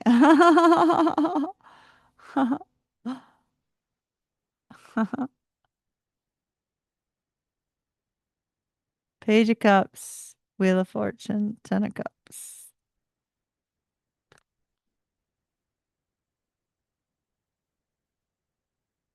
It's all in divine timing. I hate that, but they're definitely being divinely guided and led. I like it. Looks good. Looks good. Looks good. Looks good. My goodness. Talk about some energy. Wowza.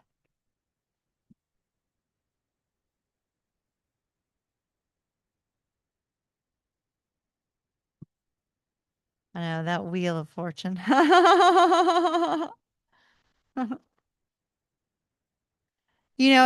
Leslie, it was like a massively peaceful energy, to be quite honest. All right. Tankinator, my son, what's up next? You're very welcome. Very welcome. Mahalo. Thank you. Every little thing is gonna be all right. That's Bob Marley's Three Little Birds.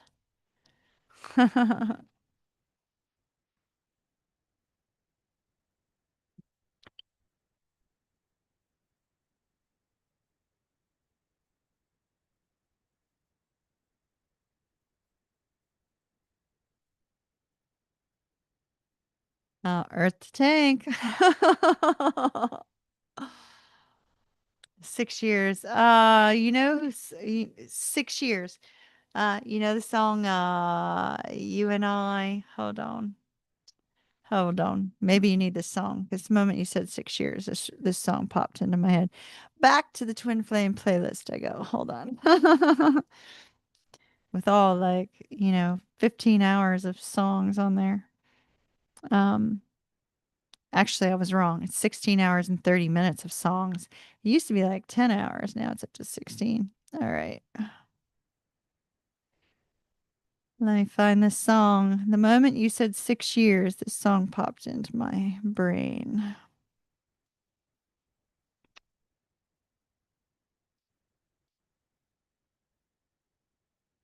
I think it's You and I is what the name of the song is. Considering how many songs are in here, this might take me a minute. Um,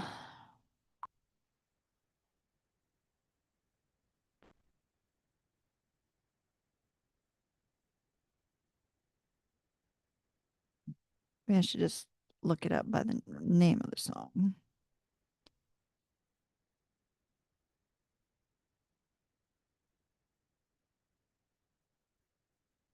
You and I. No, maybe not. Yep. Lady Gaga.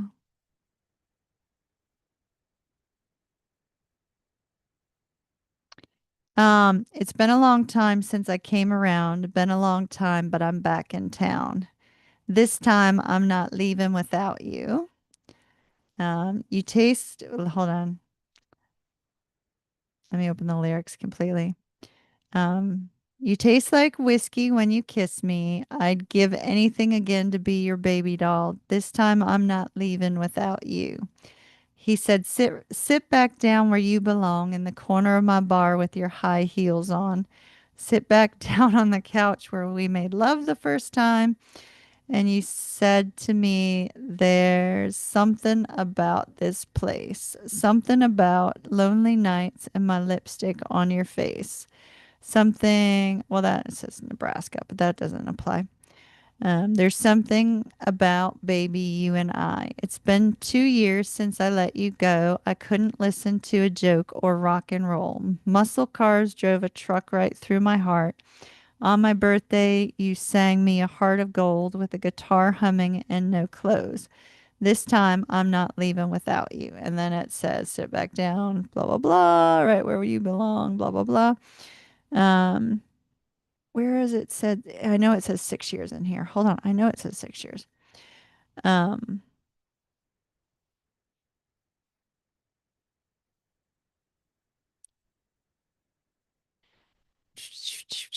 six whole years. Here it is. Something. Okay.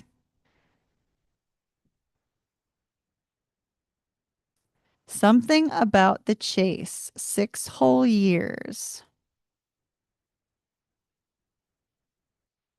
And then it says, still want my lipstick all over your face.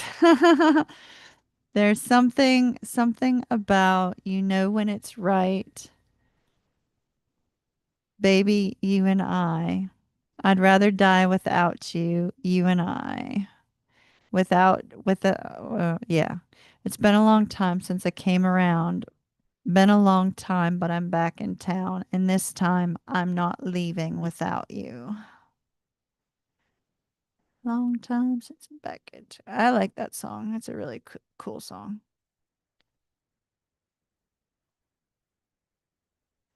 Alrighty. So 6 whole years, as she said in that song. Good night, Jennifer. All right. We got a love on the horizon for D.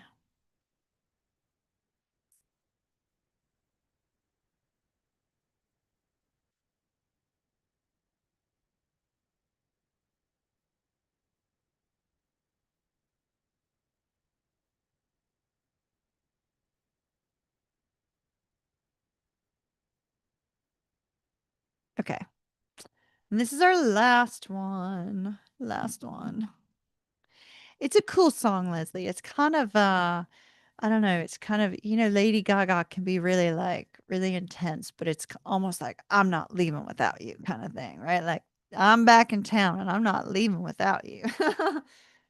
So it's like it's a super intense. Ooh, I just realized my windows are open. Hopefully there ain't anybody out there. I don't like my windows open. All right. Well, at night anyway. Although I could go sit out on the patio. All right. Love on the horizon. Who is coming towards D?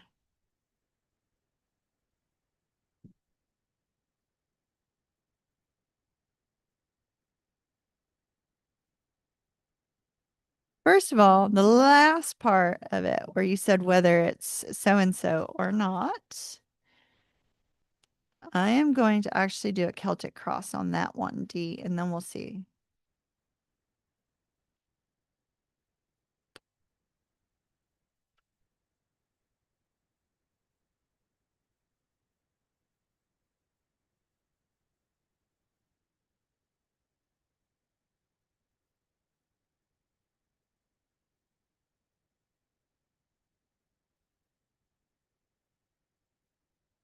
Ooh, line cards.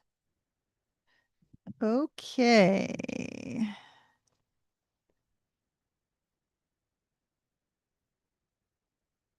Your cards are spinning and flying.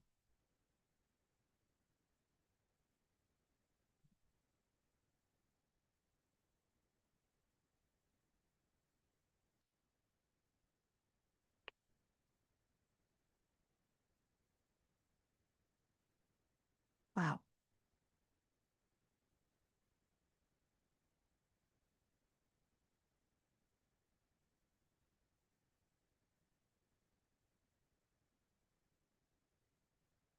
I feel like, this particular guy, the one that you said, is it this person or not, right?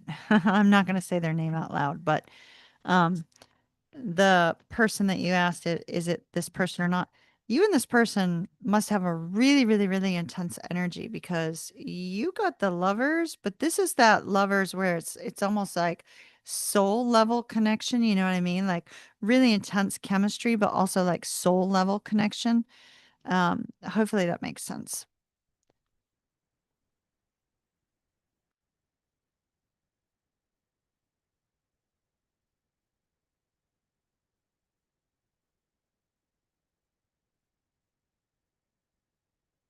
Okay.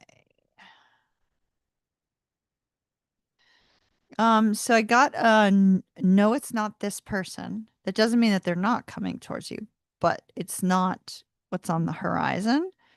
And the reason I say that is because we got the three of wands and the four of cups. So that's like, waiting for them to come forward, waiting for them to communicate. Um, but it's also a no, right? Like yes or no. The three of wands would be a maybe. And the Four of Cups would be a maybe if it was a yes, no, maybe. So unfortunately, we kind of have a waiting energy on this person.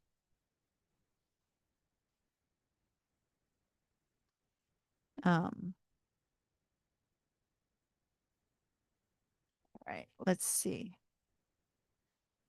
So, what is coming with regards to love?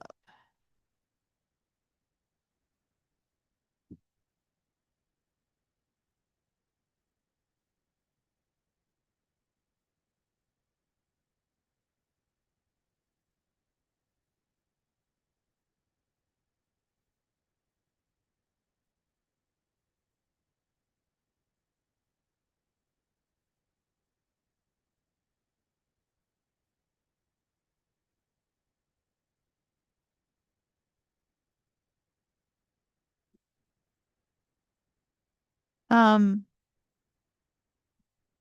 so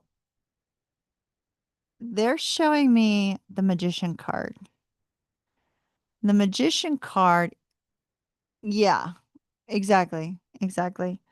So, they're showing me the magician card, and the magician card is often, being ready, right? Like being ready for this. Um, I actually feel I need to change decks because I think they're trying to the deck that they're referring to. I have a small deck of it. I don't have a large deck of it, but they're showing me the witch's tarot, the little tiny witch tarot. Hold on. Okay, this one. See the hat? See the witch's hat? That's kind of what they were showing me.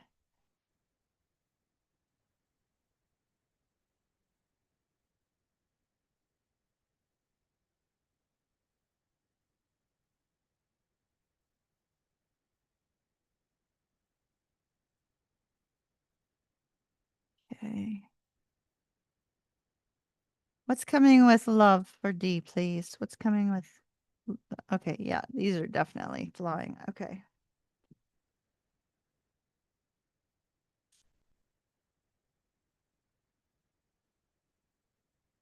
Huh. Okay.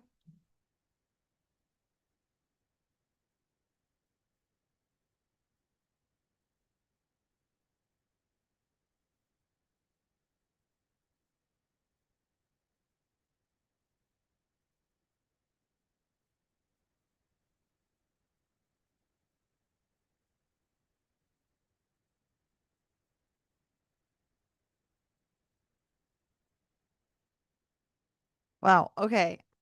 First of all, the person that's coming towards you, we have let me put these up close so you can see them because they're tiny. Seven of Swords.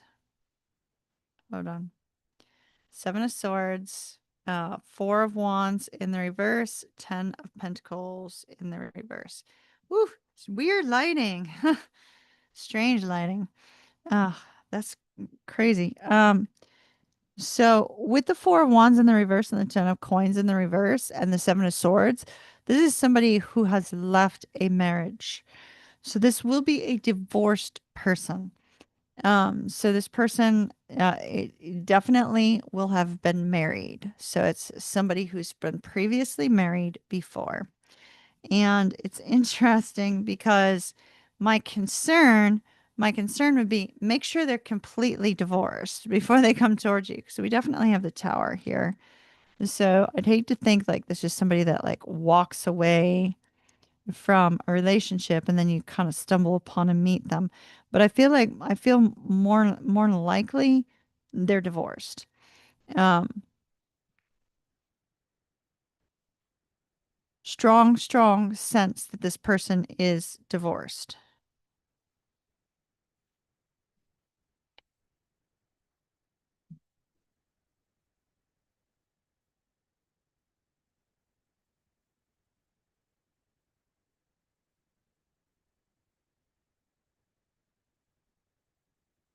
This person is going to be very artistic. This card literally shows somebody doing art like on an easel.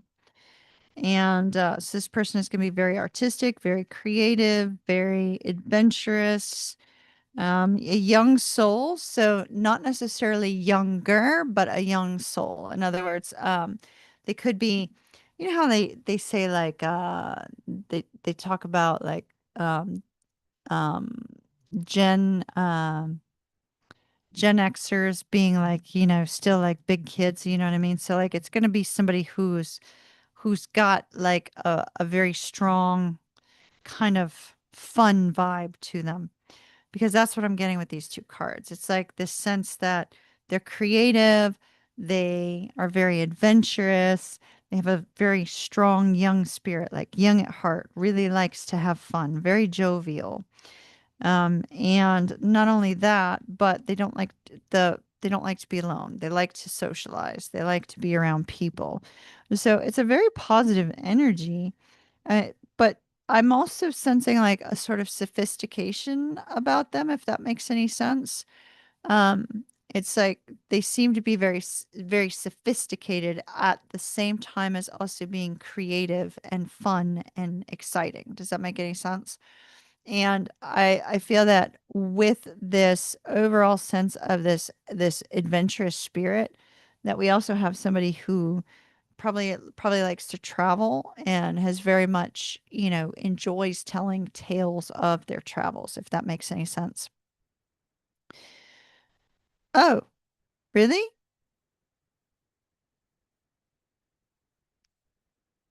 Really? That's weird. Because I forget readings after I do them. Huh.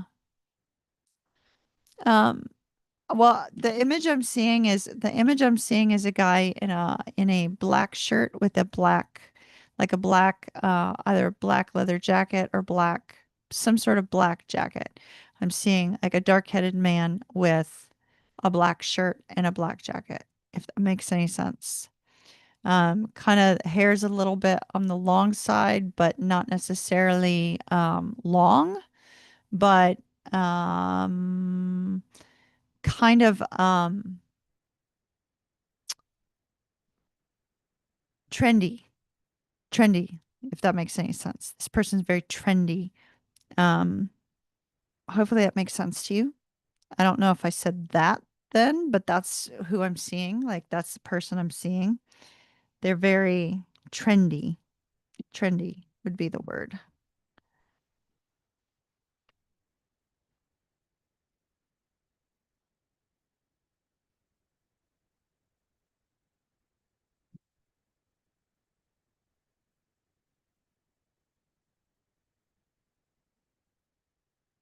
All right. So we have two cards of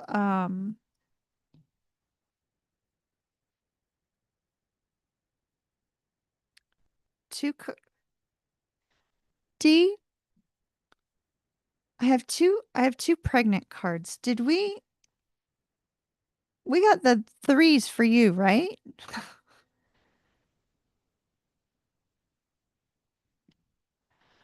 Oh my gosh.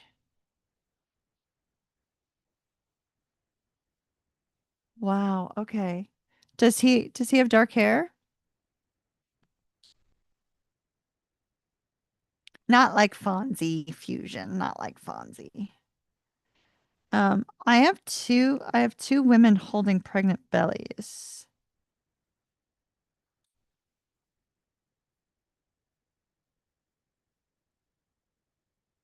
Okay. This is getting very eerie. So, okay, that's what I thought. That's what I thought because right now I'm seeing a pregnant woman. Okay, he has blonde hair. Okay, so he's not the man that I'm seeing then. So the man that I'm seeing doesn't have blonde hair. The man that I'm seeing has dark hair.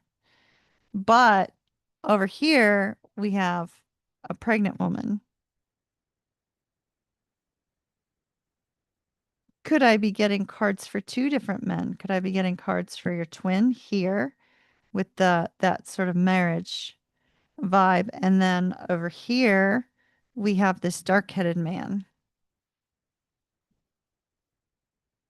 By the way, since he is wearing a jacket, this dark-headed man is wearing a jacket.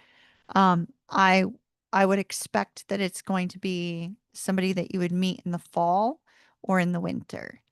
I don't see a winter jacket. I see more of a fall like jacket or maybe early spring, like that sort of thing where it's still cool but not cold, if that makes sense. Still cool but not cold. All right. Why do we have I wonder if we have two separate people. One is your twin and one is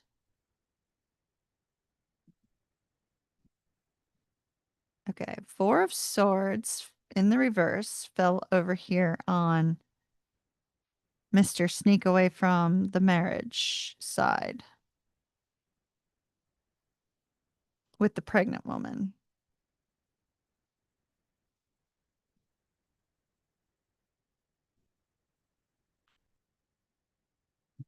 Let's see if I get other cards over here. Okay. I mean, I have two distinctions now that. Oh. now that we have a little bit more context to the first, I'm thinking maybe I've got two separate people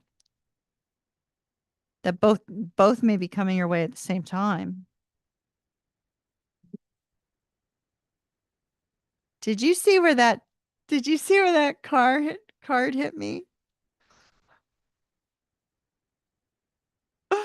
Did y'all see that? I gotta know. Did y'all see where that card hit me? That was freaking hilarious. All right, fine, spirit.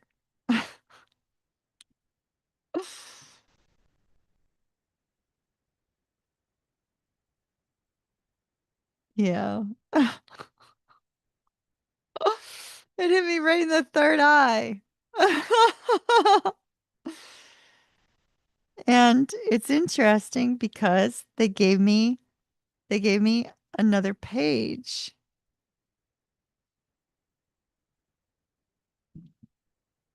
I really feel like you got to okay, this is another person. I'm serious. This is another person. Okay. So, good night, Jen. Good night, good night.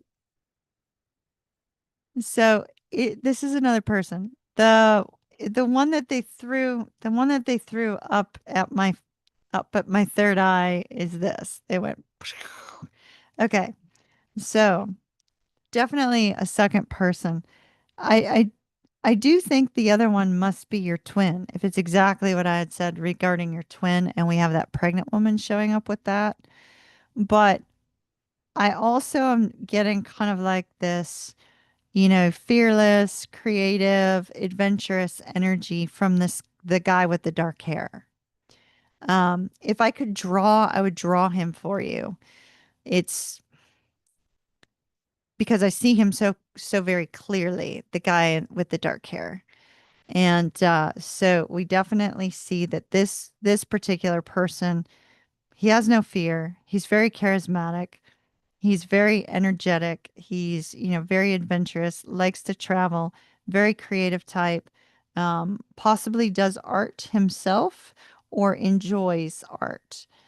Finds art to be fascinating. It's almost like this person is not eccentric, but has an eccentric vibe to them, if that makes any sense.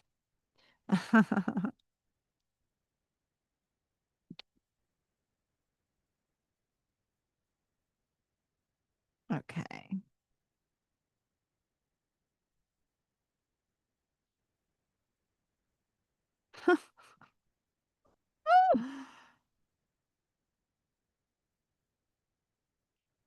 Wow.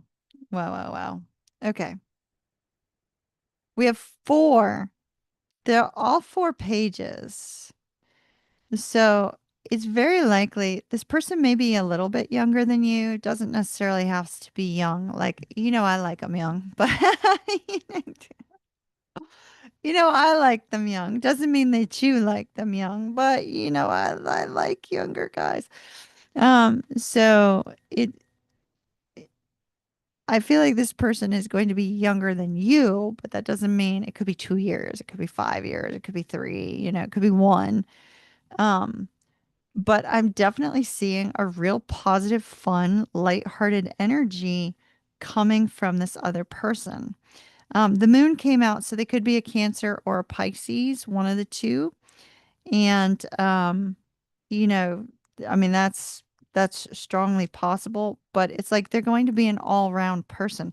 I actually like this person for you, this dark-headed one. Um, I'm not getting anything else other than these four pages. They keep talking about these four pages. So I feel like there'll be, a lot of communication and you're going to recognize this person when you actually meet them and you start recognizing they have all of these interests and they've got this kind of like trendy, fun vibe to them, you're going to know who this is. As far as when they're coming, I'm not sure on that because they're not giving me anything else other than these pages, but there is more concern about the other one to watch out for whether or not they're completely divorced. Um, I don't think they will be, whomever this is. especially with this pregnant woman here, it's possible they may kind of like try to sneak away during a time when they should be there for their other person, if that makes any sense. But love that's on the horizon. I see the dark-headed man.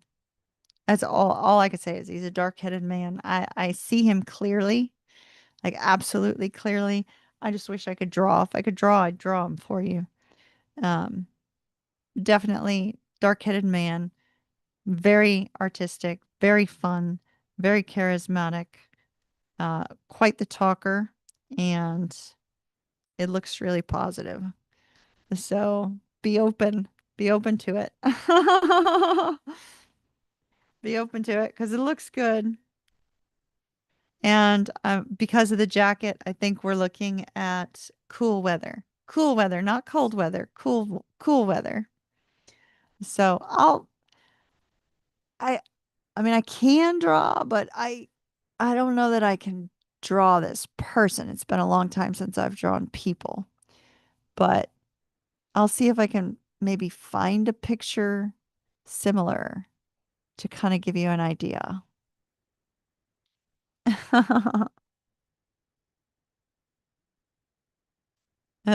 Fusions in rare form over here. Cuddle weather. Yeah, there you go, D. You're welcome. You're welcome. I hope that everybody had a wonderful time tonight. Thank you for joining me. You guys are amazing. It was just 11:11 when we wrapped up. So, maybe make a wish. I, no, he doesn't. But it's like he's clearly burned in my brain. So, I'll I'll I'll try to at least maybe do like a rough drawing so you can kind of get an idea. But I mean, I see him very clearly, very, very clearly. So be open to meeting him, and he'll probably lead the conversation completely, which will be great. You'll have lots to talk about because he seems like a very interesting fellow. I also where I'm seeing him is I'm also seeing him. The place has bricks on the wall, so the wall is bricks. And the seat that he is sitting in um, is kind of like a booth seat, but not entirely. It's not like a tufted booth seat, but more like a wooden booth, if that makes any sense. So the seat is kind of like that, like a wooden booth and red bricks on the wall. So hopefully that helps.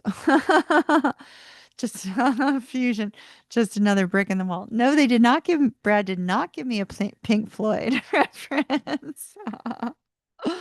He did not. So my spirit guide Brad did not give me Pink Floyd. All right, everyone. Love and light. Mahalo nui loa. My little shaka symbol. I hope you guys have an absolutely beautiful night, and I'll talk to you again. Oh, really? Hmm. Maybe I'll look at some pictures of places there because I mean I could see it very clearly. Very, very clearly. So I'll see what I can do. I can't make any promises that you'll be able to interpret it, but I will try to draw what I'm seeing. Hopefully it'll help.